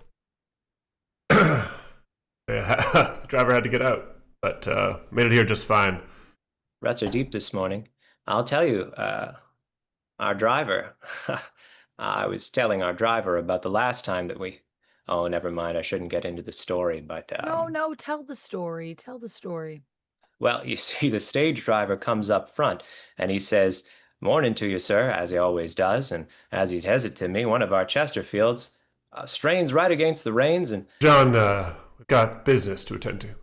This is serious. I mean, this is the fate of the company we have in our hands today, and I want to make sure that we make this a good decision. Have you decided what you're going to say to Fritz in there? well, I thought it might behoove us to take a parcel of time to discuss our possible fates vis-a-vis the fate of the company. What is it that you'd think you'd put forward there? Lewis, it's been a long time we've worked together, and I know that we've had some different opinions, but I'm sure we could arrange to present a united face of fronts. Well, of course. I mean, John, Louisa, we've worked closely together all this time. I mean, I see us as partners. I suppose I can't help but feel, though, that over the years, John, you have to admit that it's become a bit of a wildy family company. And it sure is a shame I didn't have a son. Poor Elizabeth. Maybe if we'd had the time to marry to your daughter, and maybe we could have brought our families together and done it the way you would have liked. But Fine thought indeed. if it were, it would have been fine. But the way it's rolled out, over time with us giving Louisa's shares, which I thought was a great idea, of course, and of course Hedwig as well.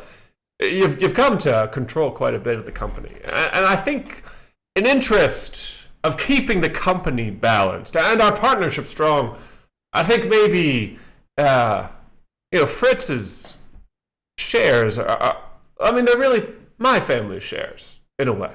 Mary Jane is marrying into the Kaiser name, and I think this makes it a two-family company, and there should be some balance between those two families, I think. John, Louisa, balance. We need balance. Well, Sure. I don't disagree with you there. There's a level of balance that's necessary in any kind of transactions. Pardon me. of course. Did you have thought you were hoping to share yourself, Louisa? No, I was just simply saying, of course, you're correct. It is, of course, we want to keep the business balanced. I mean, we're all in this together. As you said, Lewis, we're partners. We're partners. I've always thought of us that way. So have I. Well, sure. Sure, we would all say that. In a sense. Of course, Fritz is a partner as well, and I suppose old Fritz is in the other room now, huh? He's there. Heard him talking with the tea girl, making his orders. Sure. He always did like tea. I've been corresponding with him, and I believe he's only willing to sell his shares to one party to keep the transactions simple. This I've heard, and he betrayed that to me in confidence as well. Which makes things a bit difficult, John, Louisa. But if we're looking for balance, as far as I can see, there's only one pair of hands the shares can land in. Well, but here's the thing, Lewis. If you end up with the shares, will it be exactly balanced? Won't Sure, you I'll have then more 50%. shares? Yes. Exactly half, evenly balanced. Well, correct. In the sense that you'll have half, but not in the sense that that would equate to balance. Now, we don't need to go talking about people having halves here. I think, let's be candid here, Lewis. The fact of the matter is that this company is something that has belonged to a variety of hands and is now being consolidated into a smaller subset. And I imagine, truthfully, that it would be most appropriate if it would go to surely a family with associations to the current leadership of the company. I know you've got your own problems with John F. Montgomery, but the man has served as an avid leader and adept thought forefront of the company. John, be serious. What I am being serious. What has Montgomery done for the company? Montgomery has acted as anything but an extension. He is John in the sense that he is John Wildey. He's done what you've said, and he takes all the credit for it. The man is not helpful to you. He's destroying your company, John. Well, that makes no sense. John's been nothing but fortuitous for the marketing and advertising of the company over the course of the years that he's been in his place. I simply can't agree with that. No, I can't agree with that at all. It's been the winds of fate that we have been building this company, and sure, his sails have caught the wind, but he did not create that wind, John. Louisa, tell him. We've talked about this. What do you mean? Well, we have talked about this, but I must say, Lewis, I'm not sure that I see what it is you want to come about. John doesn't have any shares. He's the president of the company, sure. But who would you propose to replace him? Because that sounds like what you're proposing. Well, we wouldn't be needing to replace him. What are we talking about now? Replacing John F. Montgomery? I'm not saying, but I'm just saying Lewis and I have talked about this, and I'm just wondering if that's your issue. What would you like to see in the future, Lewis? Because if you are going to have half of this company, we need to all be aligned here on the future of where we're headed. And I have to say that I think I agree with my husband in the sense that John, thank you, that John is good for the company. Thank you. He's proven himself. Thank you. So I merely inquire as to who you think would be better suited. Because after all, I know that John is not your first pick for the person to run it. Louisa, you can't be having this conversation. Don't be absurd. Don't be absurd. This is a conversation about the replacement of our son-in-law. I'm just saying, if we are going to, of course he's done a fine job, but if we're going to be talking about, I'm not so sure. Well, clearly there's a disagreement here between the two of you. That is why I'm wondering who Lewis would propose to take over for John if that were to be the case, if he were to end up with half the company. Well, I think this is an interesting point, Louisa. And John, I've been meaning to talk to you about this. This company has always been you, me, and Fritz, right? That's the blood of what this company is. Wildey, Latzer, Kaiser. That's what we used to call it, remember? Sure. And Fritz's his health isn't good. Needs to retire. Horses are waiting for him. We understand. Known things between yourself, myself, God, and all other people on this land. What are you saying? Well, what I'm saying, John, is why not keep it that way? Wildey, Latzer, and Kaiser. Albert's a fine boy. He's worked hard. He's learned a lot in the coal industry.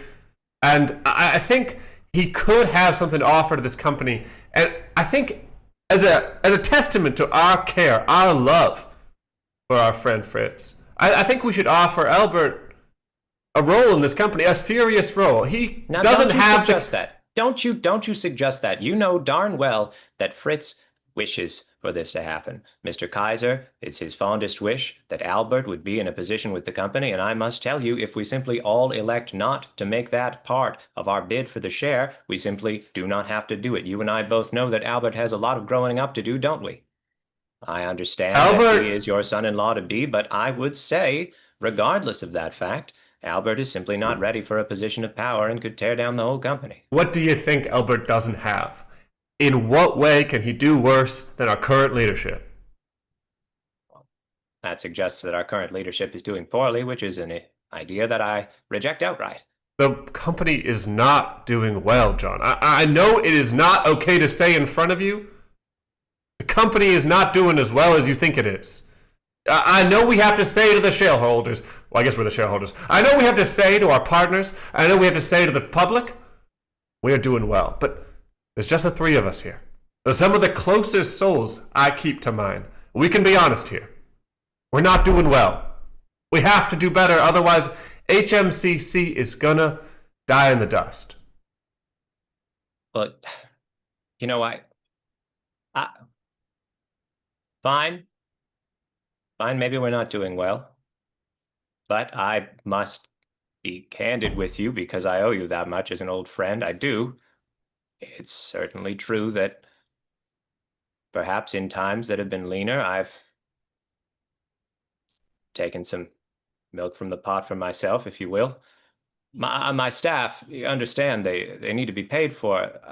The driver worked for me for years, the gardener. What are you saying, John? Well, I may have taken a small apportionment of the company funds for my own ends. I say this not in the hopes of. So when we fired the bookkeeper, Eldridge, the things didn't match up. You're telling me? Dipping your hands in the coffer. That's why. It was something that I wouldn't have done if I had any other choice. You understand? I didn't. This is bad, John. I mean, if anybody looks through the books, I mean, Louisa, you knew about this? I mean, They're your cooks? well, John meant well. It wasn't right of him to take the funds, and personally, I disagree with it. I'll own up. Understand? I'll tell Fritz myself. I'll go in there. I'll tell him. I'll make it clear to everybody what I've done and why I've done it, and that I regret what I've done. I think that you can clean this up in a upstanding way by stepping back, John. You've got enough of the company in your hands and you don't know how to handle it. You got to leave this wiser men. Men who've got more of a vision for this thing, who can hold HMCC in careful, gentle hands. I can't help but disagree. John, speak reason. There is no reason to be spoken here. Louisa, come now. It's immaterial, isn't it? Because I, with my lovely wife, hold enough shares that it doesn't matter. It doesn't matter. We have sufficient shares to take ownership, and that's really all there is to it, isn't it? Is that what you want, Louisa? Well,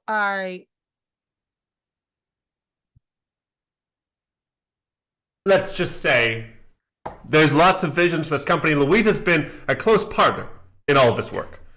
She's allowed to have her own viewpoint. I think we let her speak. Louisa, what would you like to see for the company?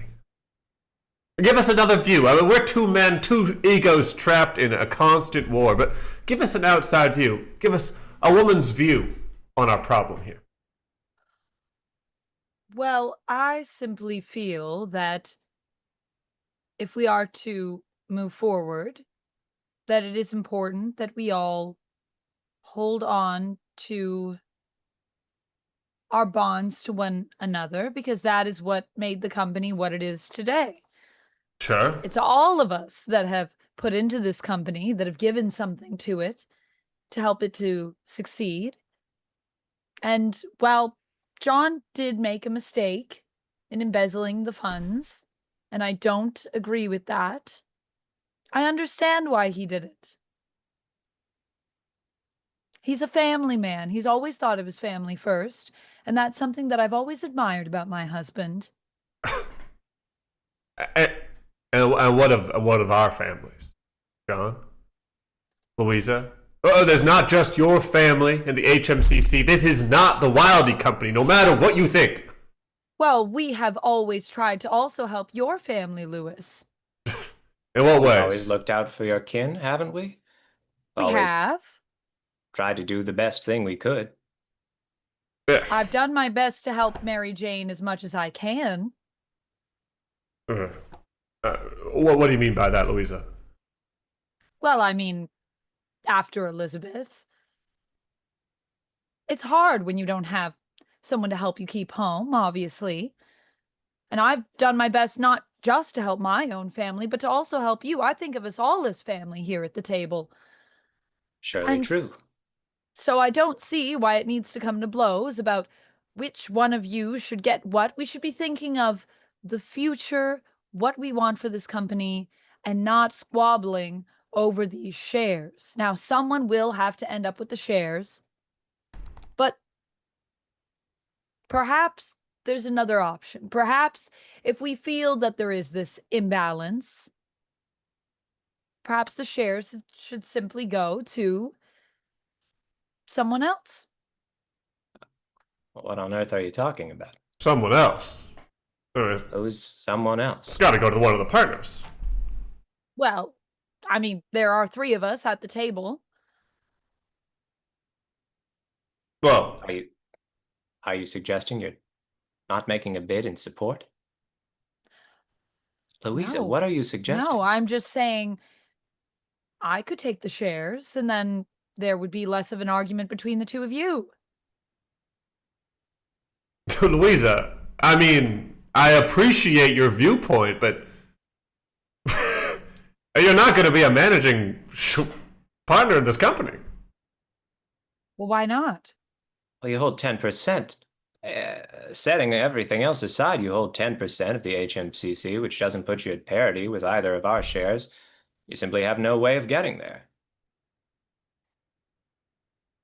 So you don't think that I should have more shares? Is that what you're Well, both saying? our shares are shared, Louisa. They're in matrimony. We both hold them. Uh, Well, of course, but I mean, they would be mine. I suppose they would also, of course, be yours. But I'm just saying that way it would remove the tension between the two of you. I don't like to see you coming to blows. You've been friends for so long, and this just seems like we're arguing about things that it just seems like there's arguments where there need to be none. That's I all I'm saying. understand that And I Fritz. can always help more with the company. I'm not just here as your wife, I'm also here as someone who is part of this company. Well, Fritz And has I made want room for the table at you many times, Louisa, but I mean, having a woman hold the controlling shares of the company would certainly be a radical idea, wouldn't it? I mean, your idea was radical that started this company, John. Evaporated milk without the sugar. No one thought it could be done. I mean, radical ideas is maybe what HMCC is about. Perhaps that's true. Just entertain me for a second, Louisa. What would it look like? Louisa's HMCC has controlling set of shares, over a third of the company in her own hands. What does it look like? Who's in charge? What do we do? What's the plans for the future? Well, I do feel that John has been doing a good job, but perhaps it would be good to bring Albert in. After all, he does have experience, as you said. I don't know about him running this company, and after all, he hasn't worked in this industry, but he has a lot of outside experience, and perhaps there are some ideas he could offer to this company. No, no, no. We can't be doing any of that. Why This is not? absurd. This is preposterous. Albert's already got 5%. Why What not give of him a it? little bit more to do? Well, why not give him something to do? He's got the Kaiser spirit, John. That's something. Well, you've all lost your heads. That's what I would say. There's only one future for the company, and it's a future that's already been forespoken. There's a future, there's a pathway forward, and there's a clear avenue through this. I can't believe what I'm even hearing here. John, Whoever but put a John, woman John. in charge of milk. But what is your future for the company?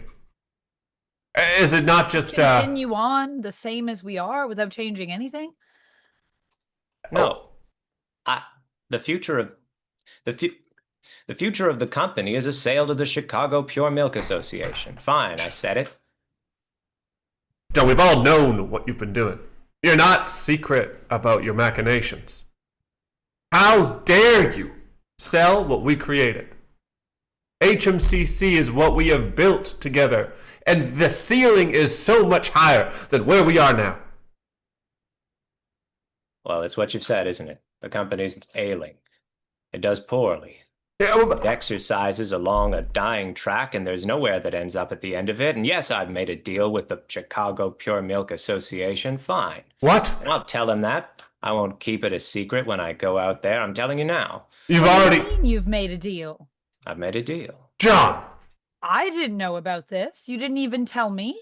Well, you hardly need to know things like that, do you, Louisa? Not with the kind of behavior like this. I can't stand to hear it. John, you have used your control in this company in irresponsible ways before, but this is something else. Are you never going to tell me? Well, I've told you, haven't I? Told you right here. After you made the deal, John. The deal was for the making. You're a shareholder. You'll, of course, receive proceeds from the deal. That's... How can you make a deal without having all the shareholders on board?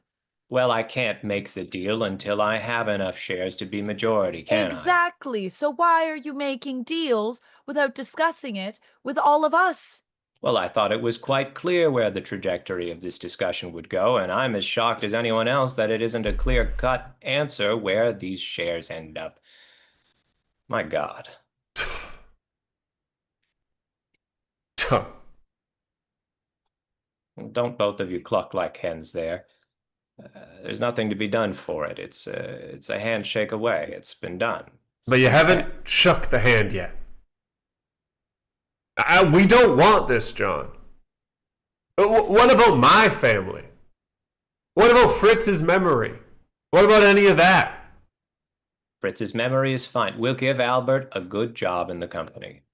In the company that we've sold? Not our company? He's just The going to be a company doesn't paycheck man? Disappear. A paycheck man. Who hasn't started as a paycheck man? Albert's ready for a position as a paycheck man. Certainly not as a president. He's a Kaiser. I mean, that's not what their family does. It's a strong family, just like your family, my family. Sure, we've all got strong families here. Let's tell Fritz. Tell him what you want to do with this company. Fine. Open the door. Fritz! Fritz enters the room. Gives us each a small wave, but is very businesslike. Well, all right. John has something to tell you. John's Sure. been saving something up for us. Well, Fritz, I've been thinking that it would be in the best interests of the company to sell to the Chicago Pure Milk Association. That's what I intend to do if I end as majority shareholder. Understand that I would make pure stipulations that the company continue to operate and all of its staff be retained, certainly those in senior positions. I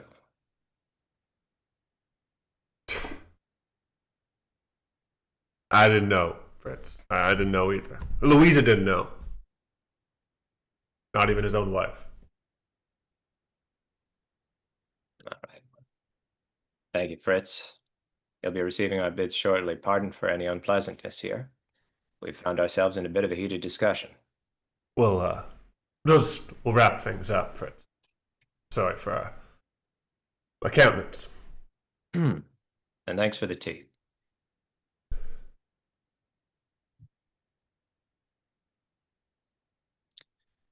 If it's the paycheck you want, John, if it's debts you gotta pay, yeah, we could buy you out too. Who's we? The shareholders. How do you reckon? We're privately owned shares.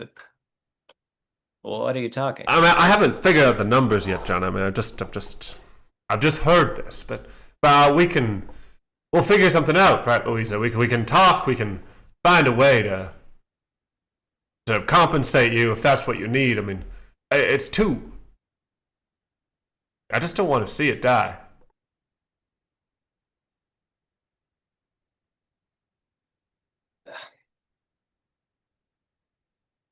Deal's been made. I shouldn't go back on a deal that's been made.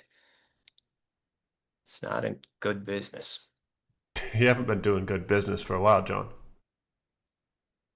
There's no reason to say that. There's no reason to sell my fucking company, John. You'd speak such language in front of my wife? She's heard worse. What in the hell does that mean? John, forget it. John, I'm an adult woman. No, what in the hell does that mean? It means what it means.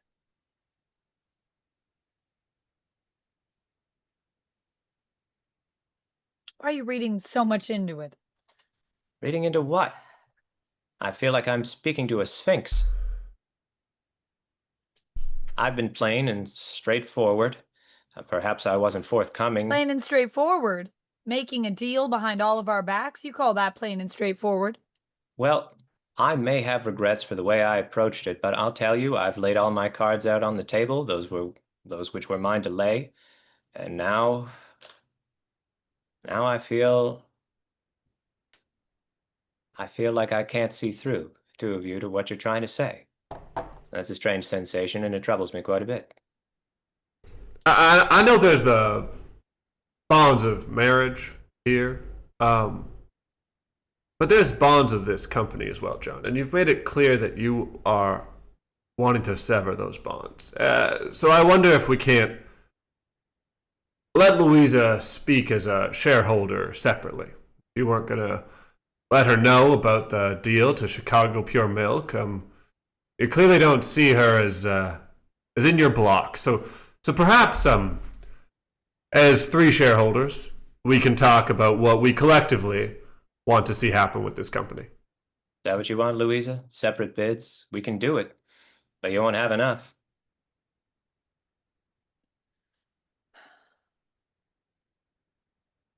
I think that would be best. Madness. 10% plus 25, that makes 35, I'll tell you what. I know my numbers. Sure. Bigger than 25, isn't it? 25 and 25 makes 50, and that's what we're angling for with Fritz. 10 and 25 makes 35. That's what I'm saying. Louisa isn't left with a leg to stand on. Still not majority shareholder, not over the 50% mark that would be necessary to make the big decisions. Why don't you let me worry about the numbers, John? I think you've worried enough about them. Don't you think? What about Hedwig? Where would she vote? Okay. Louisa? Where would she vote? Well, what do you mean? But if there was a sale on the table, I mean, even in a world where John Wildy holds 50% of the shares, 50%, I remember my grade school math, that's only half. There's another half of equal size. Well, Hedwig isn't here, so of course I would deign to speak for her. But, well, I suppose she'd probably... Well, if we're doing separate bids, of course, she'd vote with me. I would think. A child's loyalty to her mother is strong, John. Well, I did raise her. Of course, no offense to John. John, of course, provided for all of us. He's a great provider, and... Well, I love John. As you know. Sure, evidently. Sure, I don't know why that's coming to the conversation, Louisa. Well, I just mean that, of course. But of course, it is true. I mean... Louisa, what are you doing? What am I doing? What are you doing? Having some tea. As we all perhaps ought to do. Now, let me be clear. There's no way that Hedwig, losing my mind here. There's no way that Hedwig would stand for any scenario which positions her husband as anything but the president of the Helvetia Milk Condensing Company. And if you're suggesting that Albert stands in as president, it's a non-starter anyway. Your block's I locked off wouldn't right at the suggest start. something quite so rash as that. No. Well, there it is. A standstill of sorts. Certainly no separate block. An absurd thought. You're welcome to put in a bid, Louisa. I'm simply saying that the 50% mark is quite a bit far away. Certainly when you and Lewis are at odds. Well, who's to say we're at odds? We can make We're a not deal. at odds. I'm not at odds with anyone at this table. Seem to be at odds with me. I'm simply surprised that you didn't tell me about a deal selling the company that I have shares in, that is our company, yours and mine. It's all of our company, and yet you seem to have not told any one of us about this deal. Well, there's business and there's business, isn't there? What goes on behind closed doors is immaterial, and if it didn't manifest, then it didn't manifest. But I'm pushing it forward because a deal should be honored, and there's where it is. What goes on behind closed doors?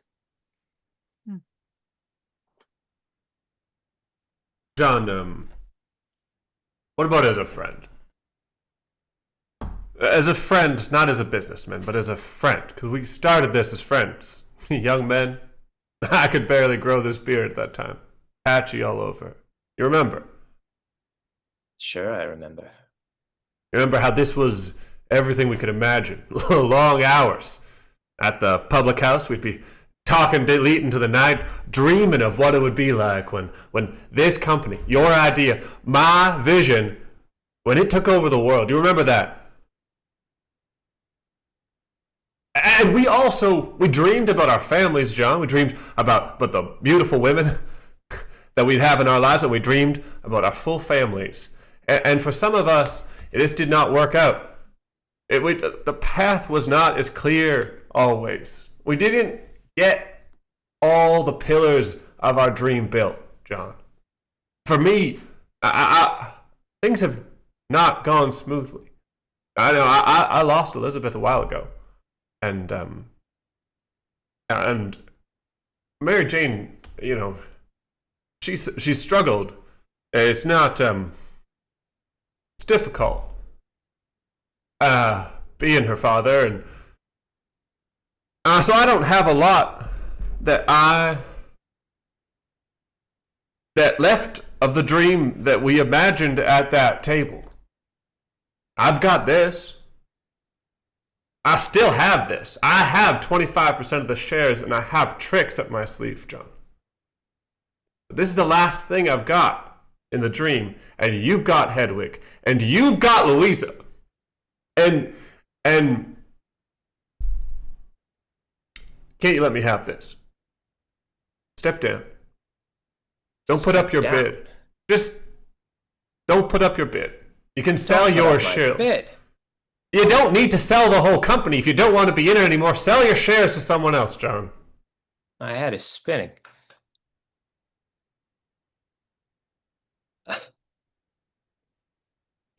Reminiscing like this, it's got me confused.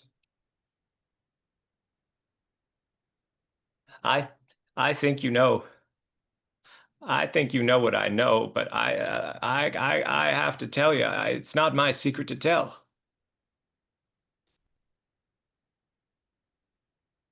No. And so I wish you'd stop hinting at it, because it's got no place in a place of business anyway. And if you don't know, then better to ignore I said anything. What are you talking about, John? No. No, it's immaterial. Set it aside. I wish you'd stop poking at it.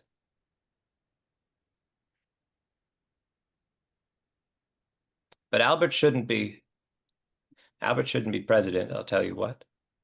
And Albert. Mary Jane might do better steering away from him as well. What are you saying? That's my son-in-law to be. What are you saying?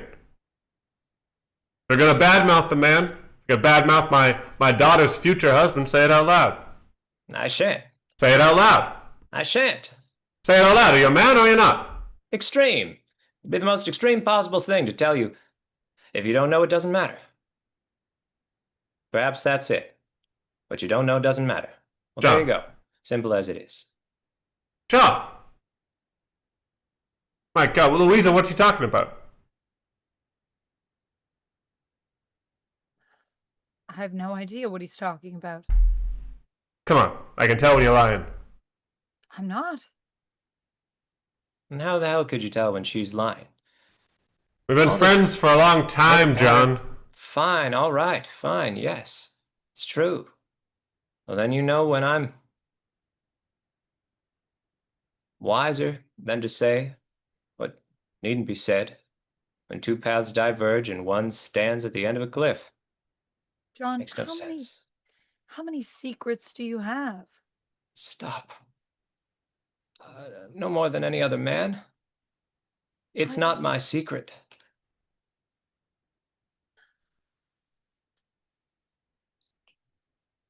I just thought that I knew you.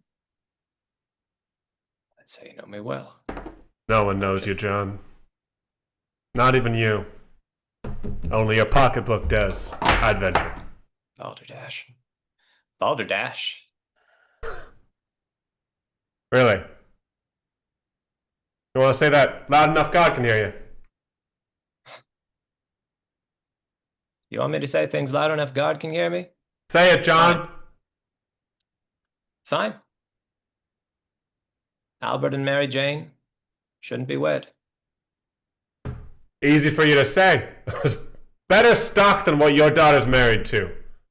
Why should she not marry him? Both just as bad is what I'm telling you. Both just as John and... You're saying John and Albert... I'm saying John and Albert are closer than you know. It's ridiculous. I mean, John, I mean, John's not a man worthy of respect, and Albert's a fine, dashing young man. What are you saying, I'm saying John? What are you saying? I'm saying that adultery is a poor man's actions at the best of times, to say nothing of when it transpires between two important men. That's what I'm saying. Adultery between two men. John, is this... If you're saying what I think you're saying, Well, that's been said, hasn't it? I knew you were desperate, John. But this is beyond the pale. You forced my hand, Lewis. But my Mary Jane, I mean, this is her husband.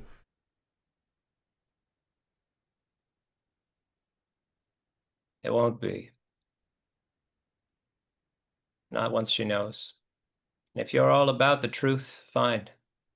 That's the last thing I've got. The last piece of truth I've held in my pocket. I did not wish to declare it. And you're still back. John is the president of this company.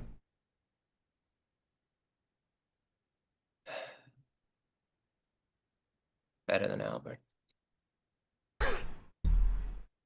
Are they not just as bad as one another?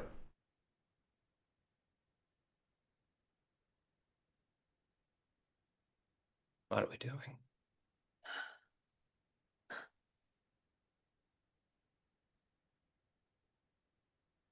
We don't have much time before the boardroom fills.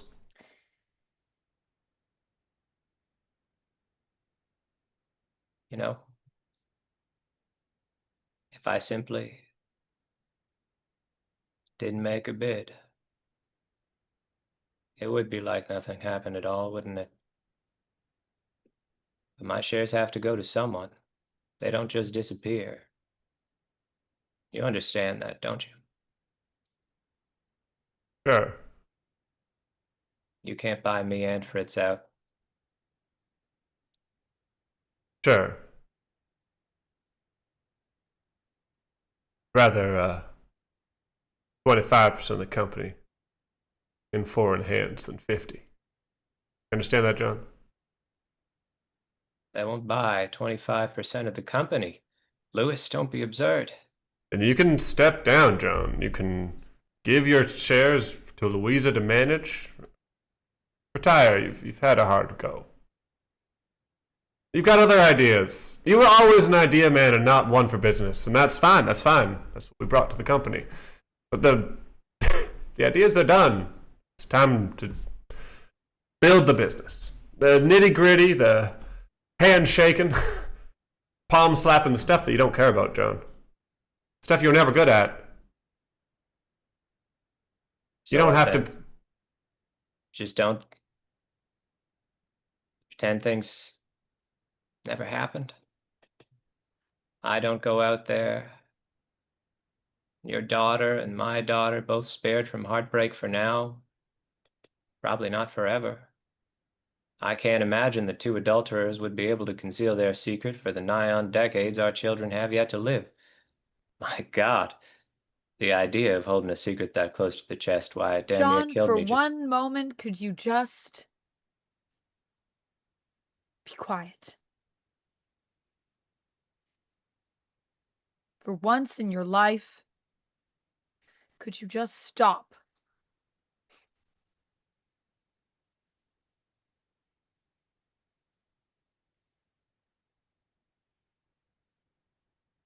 Do you need more tea, Louisa? No, no. I think it's time that I moved on to something quite a bit stronger than tea.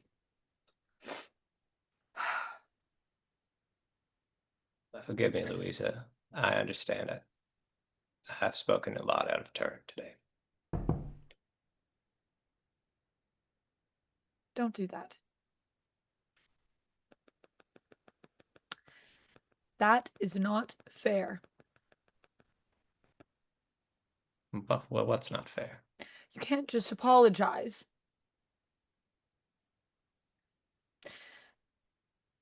You can't just apologize and pretend that we can move forward.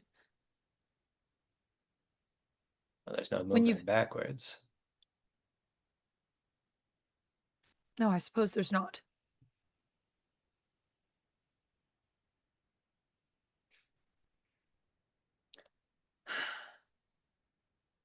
I thought I knew who you were. You do know who I am. No. No, I don't. Making deals behind my back.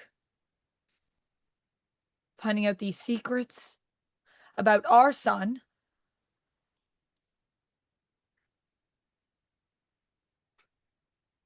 All right. Have you even talked to Hedwig about any of this? All right. All right, I won't sell. But you understand our lives are going to change if I don't sell. If I don't sell to the Chicago Pure Milk Association, you understand our staff. They won't. We can't live the life we live without. John.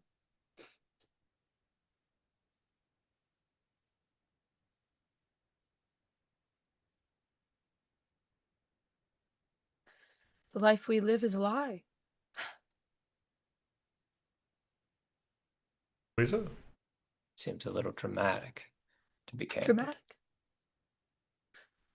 Dramatic? Dramatic. Is that what I'm being? Oh, I'm sorry. How womanly of me to be dramatic. Lewis and I are having an affair. God, Louisa. Pardon? John, I don't know Well, what it's dramatic. This is dramatic. Don't you say that, Lewis. There's no reason to do this, Louisa. There's no reason. There's no reason to do this. Why would you do this? Because it's the truth. Because my whole life is apparently a lie. I don't even know the man I'm married to. Look, the man's broken. You don't need to break him further. Sorry, John. I don't know. How long?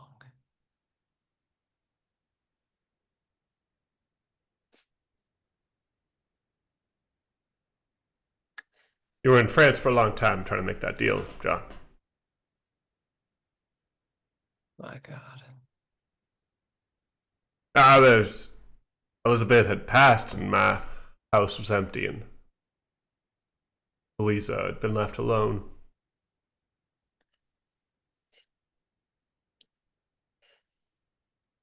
It didn't start as... No. No, it didn't. I That's quite enough, I think, from me. I'm gonna go in there and make my bid, if you please. John, you don't have to make a bid. Don't act rashly. This is a deal. This is business.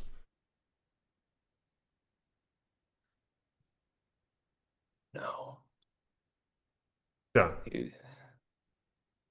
You call me a liar, a cheat, hiding, but I'm sitting with Judas. John, it's not the That's body all is that- The body doesn't. The body doesn't. It's immaterial. If this is business, then I'll make a business deal. And that's all there is to it. Good day. And then he gets up and walks into the other room. Louisa. You didn't have to do that. You've lost everything. We had him in a place where he was going to give it to me. No. He wasn't. He said, what if I step back? We were close. No.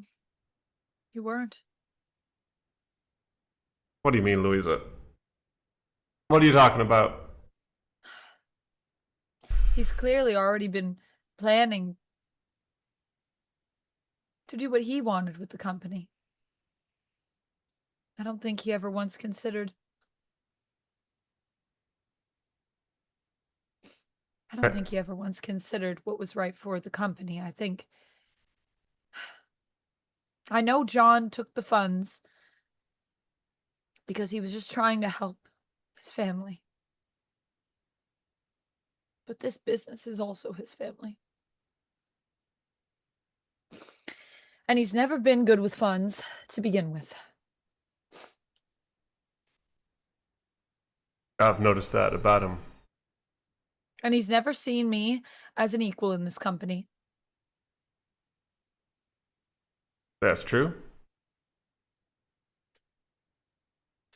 We know John. John does what John needs. He does what he thinks is best. But sometimes,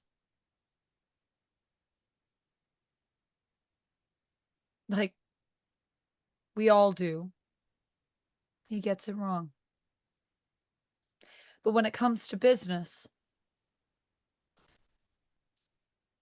well, I suppose that's where I've always felt that I had more of the upper hand. I mean, I've said it before, Louisa. I think you have an eye for it, and if you were not born into the wrong body, you'd be walking the central streets of New York making deals. I know that. Well, I have to do what I can with what I have. But I don't think that needs to stop me. And I don't think that means that we need to be stopped either. Louis, you built this company as much as John did, as much as Fritz did. I mean, when it comes to business, more than either of them. But I don't want to live a lie anymore.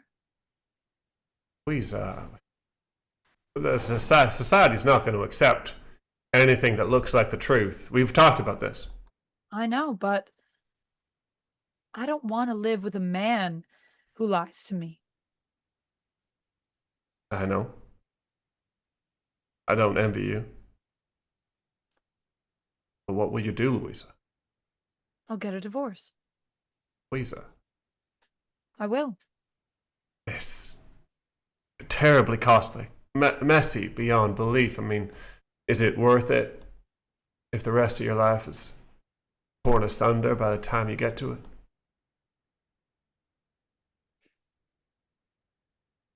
We can continue what we've our rendezvous and our meetings and our correspondence. We don't need to.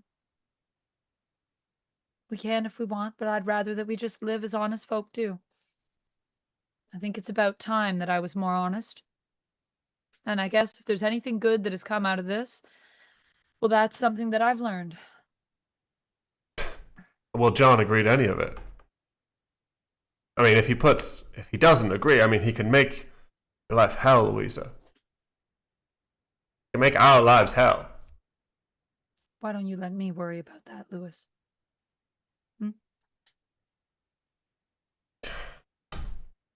Then what about this deal? I mean, Well, A knocking comes at the door. Bids now being accepted in the boardroom. I suppose it's time for us to figure that out. And Louisa will also exit. Lewis stands in the antechamber by himself, staring at the open door. Sorry, Elizabeth. Mary Jane? Don't worry. And he walks into the boardroom. Okay. So now we will all make our bids. Everyone should find a sheet.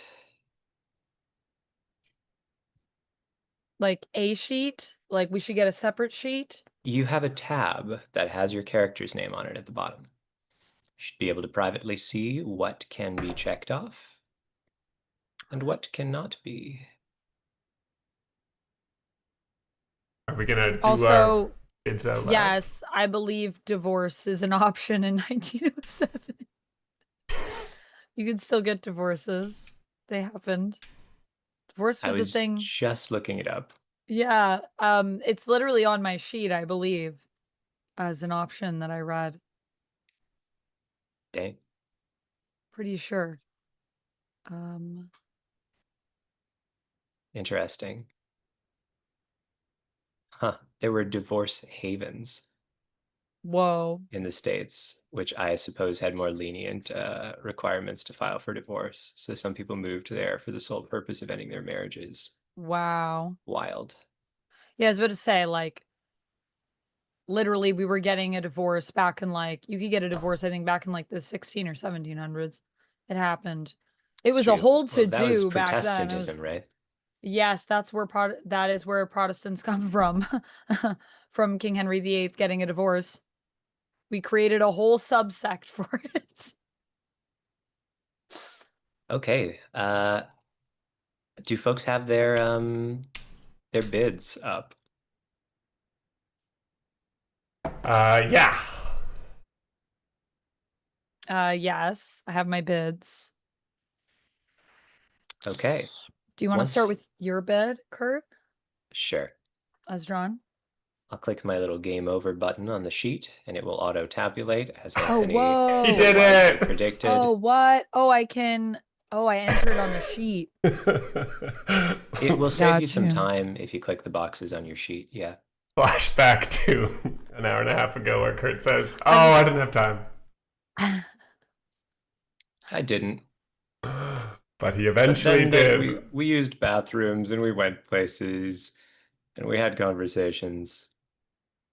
I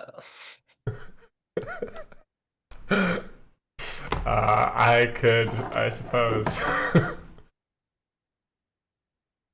Pepperidge Farm remembers. Like, Actually, I don't know because the reference is lost on me. I know it's a reference. It's an ad. I don't remember. Nah. I haven't seen it. I don't know. Fair enough. Game over. I have clicked it. Okay. My total comes to 7. My total comes to 6.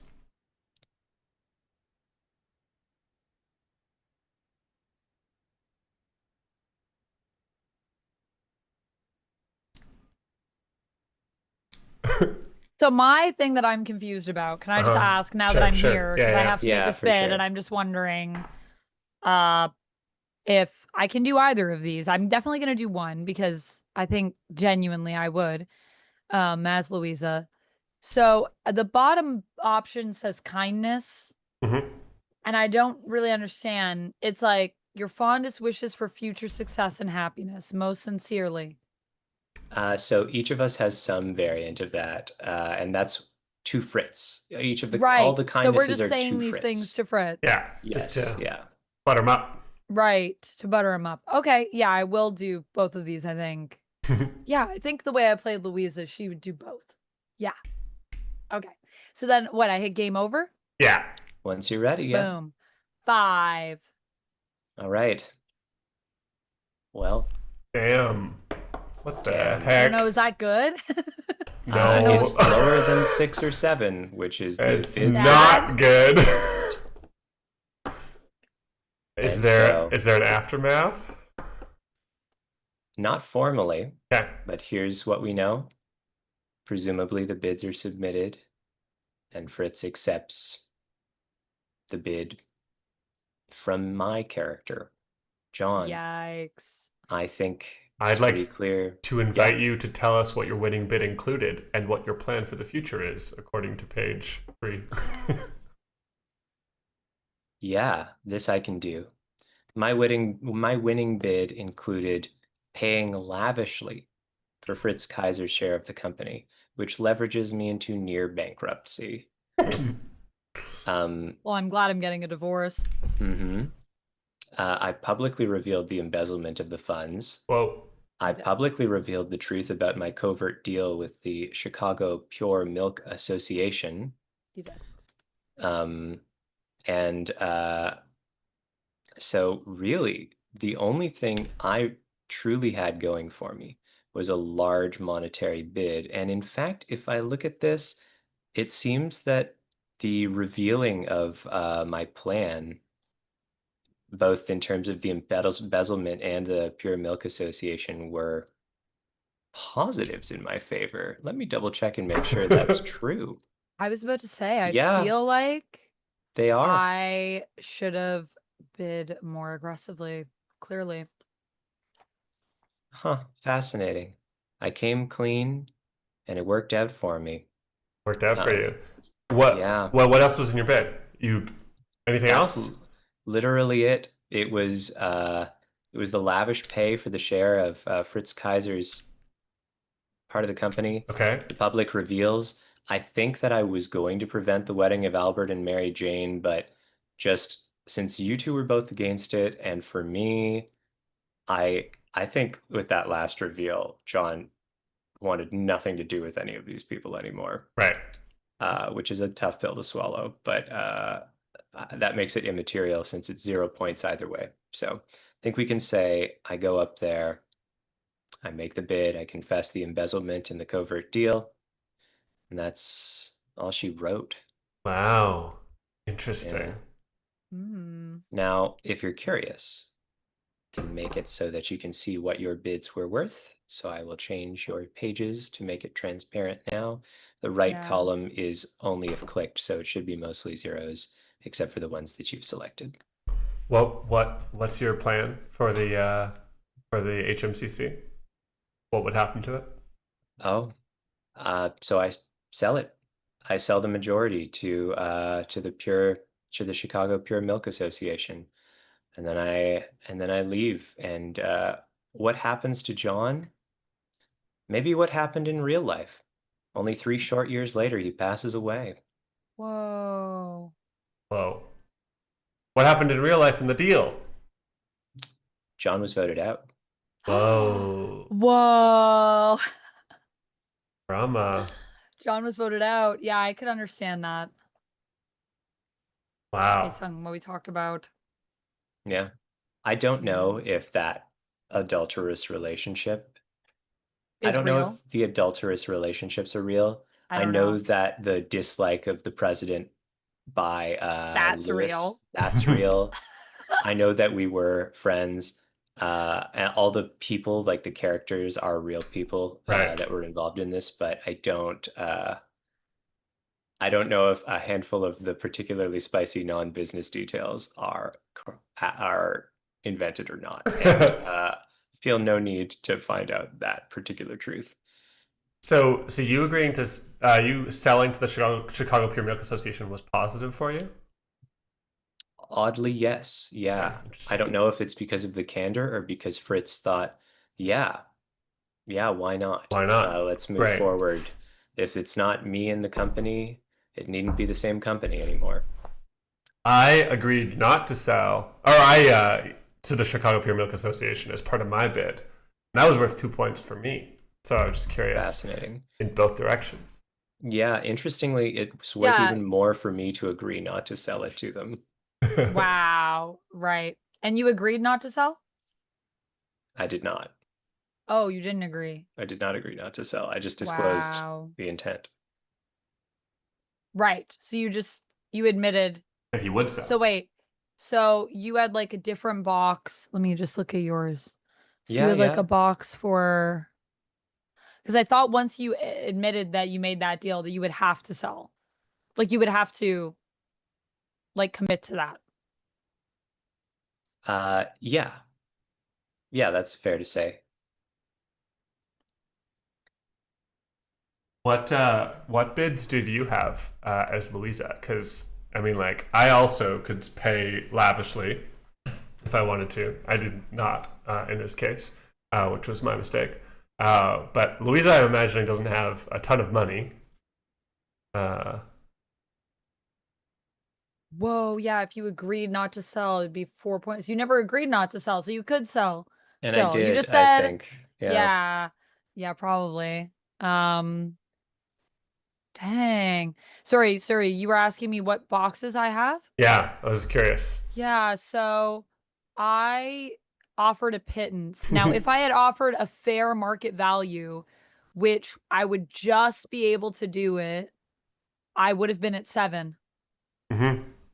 So what happens when we're at a tie?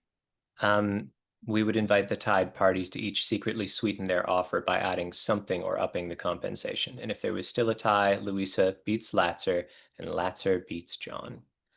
Mm. Oh, wow. Okay.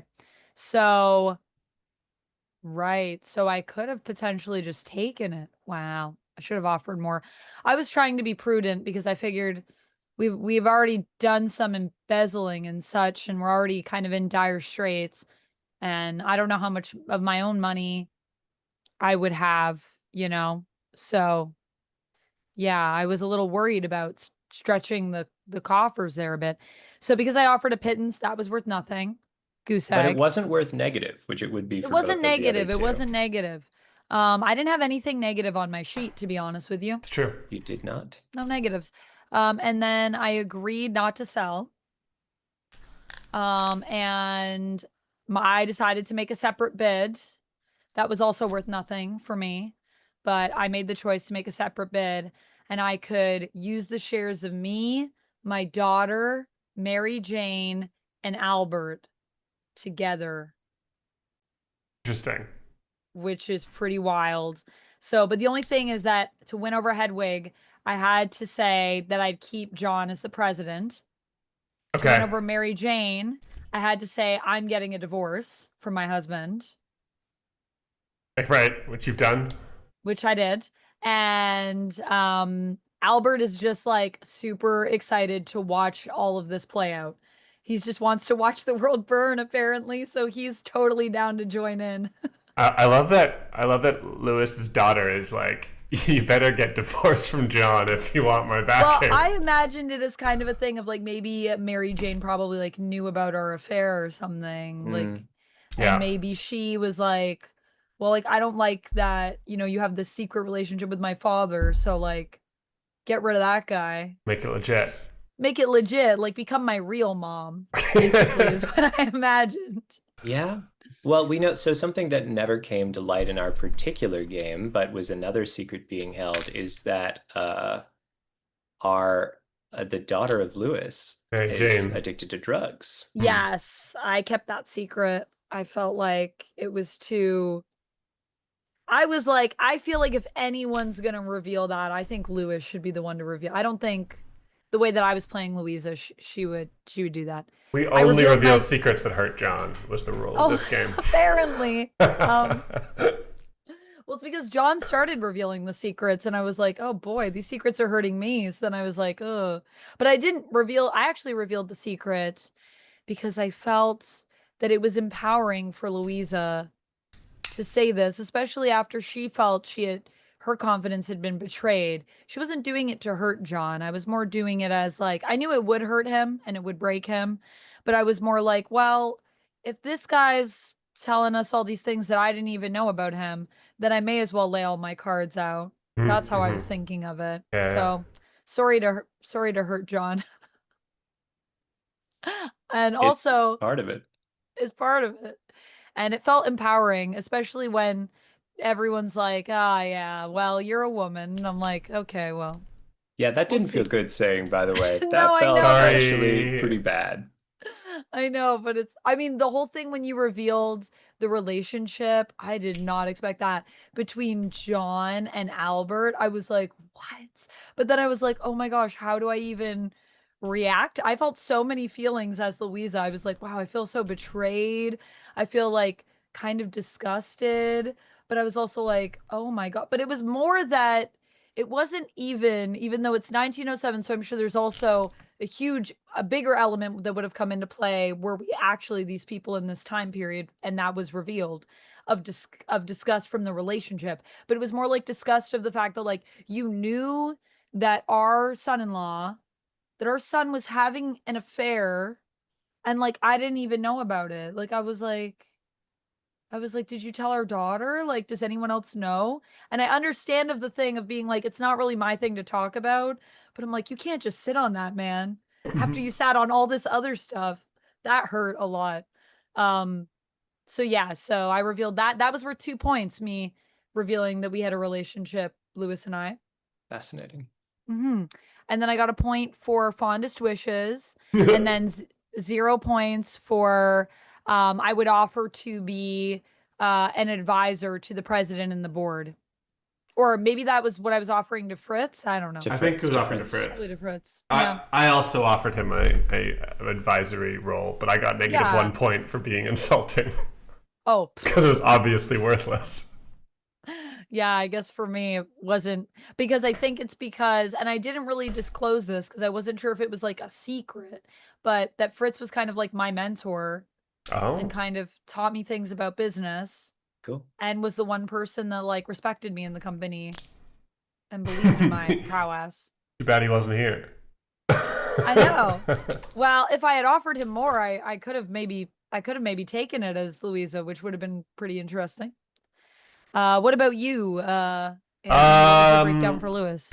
I offered a fair market value. I kind of felt like, for some reason, I felt at the end of that I was like, I trust Louisa to take this. Was how I felt as Lewis. Very so close. If I had just offered a fair market value. I didn't try. I didn't go all out to stop John. I offered John Montgomery. I let John Montgomery stay as president, but I was going to give Albert Kaiser a good job within the company.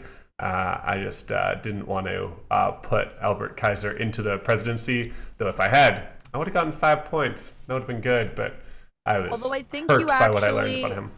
I think you actually dismissed him. Because that was the thing. Oh, was sorry. confused about. Yes. Okay. Wait. Yeah. Oh yeah. Sorry. Dismiss Because John. I wanted to give Albert a good position too, but then my only option is I have to dismiss John. And I'm like, well, if I just promised my daughter that Yeah, I was totally going to right. keep John, Yeah. I guess I Limited could have done options. both and just been like, we're going to keep him. Just Yeah. kidding. He's gone. I think you couldn't do that. I feel like as a mother, probably not a great move. And then I agreed not to sell to the Chicago Pure Milk Association. I offered fondest wishes. Strangely, if I had prevented the wedding of Albert and Mary Jane, I would have gotten 4 points, which would have. I'm interested in that. I wonder if the drug issue or something that maybe like maybe Fritz is already aware. Yeah, would thank me for breaking it off. Mm-hmm. Yeah, that makes sense. Yeah. Interesting. Yeah. Did someone else prevent the wedding of Albert and Mary Jane? Like, I checked it off because in announcing mine, effectively, it removes the option for both of you. But I think you both like narratively talked my character out of it. Okay. So I don't think that the dark secret, the affair, ultimately comes to light in our version of events. Right. But I thought it would still be prudent to remove it from your set of options because you had already said it out loud. Said it out loud. Yeah. Okay. Okay. Interesting. Yeah. Cool.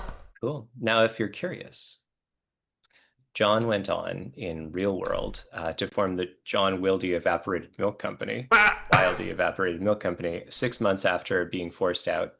And that was not good as far as the board was concerned, because they passed a law, a policy that people who sat on the board couldn't have a separate milk company. But John was like, I don't care. And so starts a new business. It's not that long later before he passes away. But in 1923, guess who makes out like a bandit selling her stock in the company? Gets $3,250,000 in 1923. Whoa. Louisa? It's Louisa. Whoa. She did have the prowess for business. She had it. Louisa. Wow, I'm proud of my girl. Wow, what happened to Lewis? Great question. I'll take a little peek. But in the real world, it doesn't get sold to the Chicago Pure Milk Company. Oh. Good. That's nice. Good. As it shouldn't. Gotta keep it in the family. Also, I was on the verge of crying, but I was trying to be a strong businesswoman. I kept trying to remind myself, this is a 50-year-old woman who's got to prove herself in this room. So I kept it on the verge of tears, but I never let myself go. I never let a tear drop. But I think Anthony and Kurt may have, or they, I don't know. I saw what I could manage. Yeah, it's harder. Did you for guys me. shed a tear? I did not. Or did you? No? I thought got you wiped close. your face. I don't think I managed to actually get anything out of the eyeballs, but I did manage to get close. Did your character shed a tear? Like, that was the idea. Yeah, you were. Yeah, so you were just acting. Good acting without Good one tries. Good acting. Yeah, I thought you both had a moment where you were like, it's so hard, and I was like, oh, okay, love this. 2 men in touch with their emotions. That's Louis Latzer and John Wildy, I think. Welcome to 1907. Yeah, Women are Latzer getting sticks divorced. with the company. Men are crying. It's great. This makes sense. Latzer would stick with the company. Yeah. Yeah, we all did a good job with the acting in that one. I thought, yeah, good acting, everyone. I agree. Thank you. Yeah, that was super fun. Crazy. Cool. All right. Well, gosh, that was a playthrough. I would imagine the first ever televised playthrough of Helvetia. You think Helvetia. so? Not a widely played game, you think? I don't think so. Okay. Which is a shame because the drama. People so should fun. play it more. It's really good. Also, I guess it is a 3 only though, right? You need 3 people. It is, yeah. 3 player now, specific. Fun little props. If you played this I wish we had a little Fritz puppet that came up. So there's a portrait of Fritz that you stand up on the table if you're talking to him, which is fun. And second, there's actually like a perfect fit to contemporary condensed milk container sized label that you can print off and spray adhesive to a can of condensed milk to have at the table. Love it. And I do want to tell you, it says These are sized for contemporary condensed milk cans. Remove the existing label and replace with these. 3M Super 77 spray mount is the perfect adhesive. And then it says, and this gets me, if you make one, you might as well make two or four. May as well. Just May as well. do it. Oh my gosh. I actually have condensed milk too in my cupboard. I could have taken a picture with that, but then Kurt would have been probably like obsessed with like, should I replace the label? But you already did make all these labels. So something I don't know if you noticed is that Anthony wasn't actually holding a glass of milk. I gave Anthony photoshopped milk he in had glass. water. It's true. No, just nothing. Nothing. in glass. Empty glass. But Empty glass. he gave me The glass fake is full milk. of milk. Oh, I thought it was water that you like shaded to milk.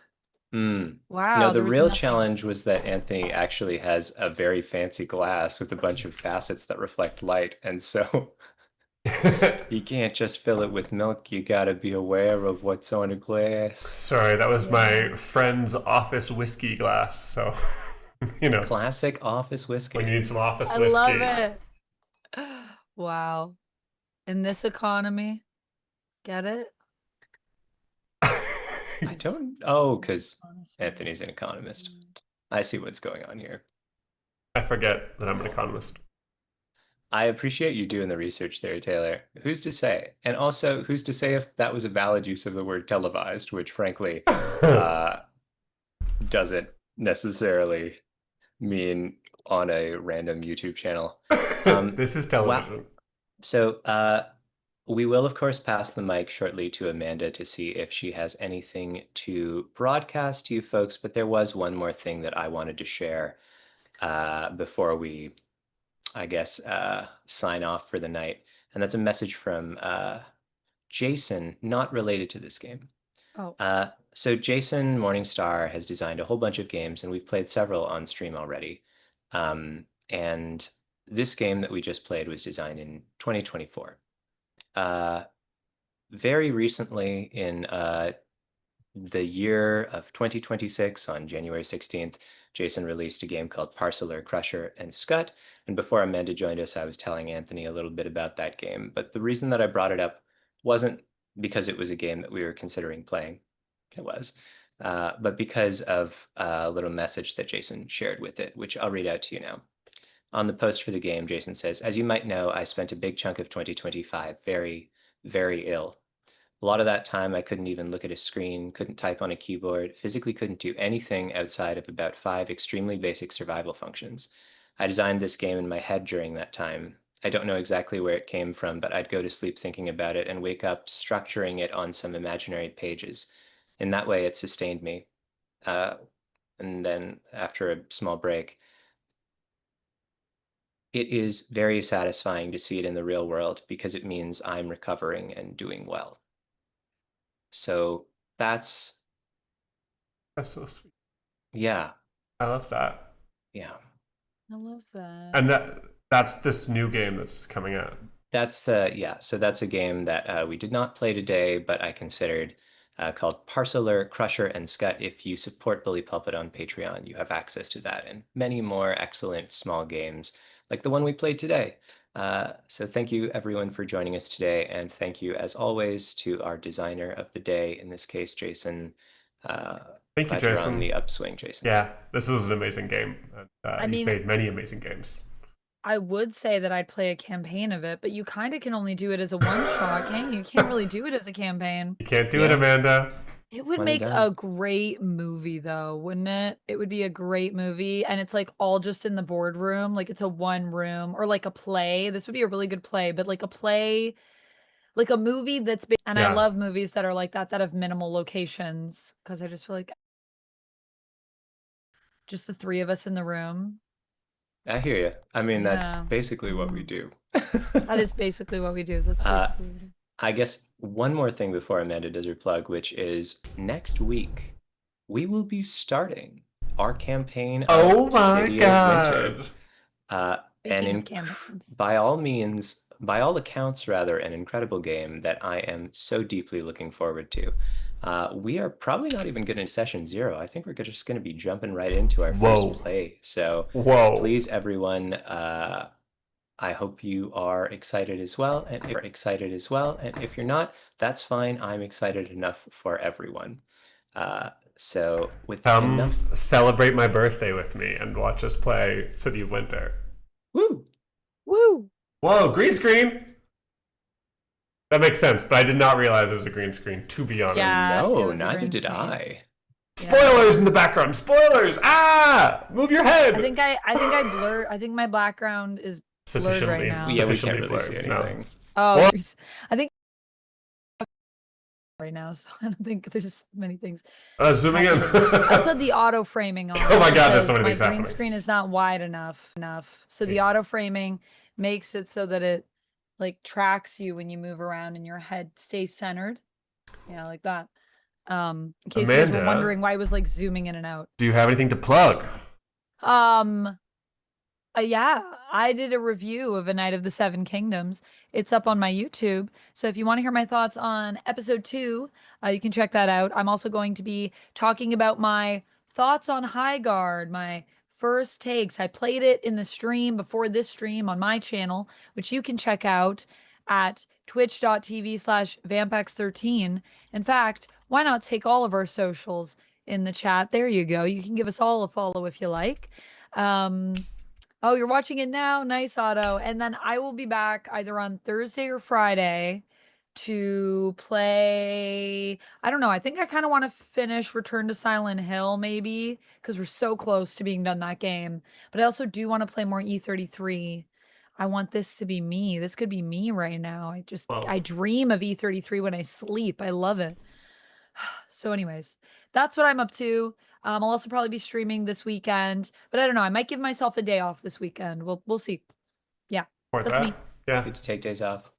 Yeah. Nice. I've Well, been going really hard, so yeah, you should take some days off. This is good. Important.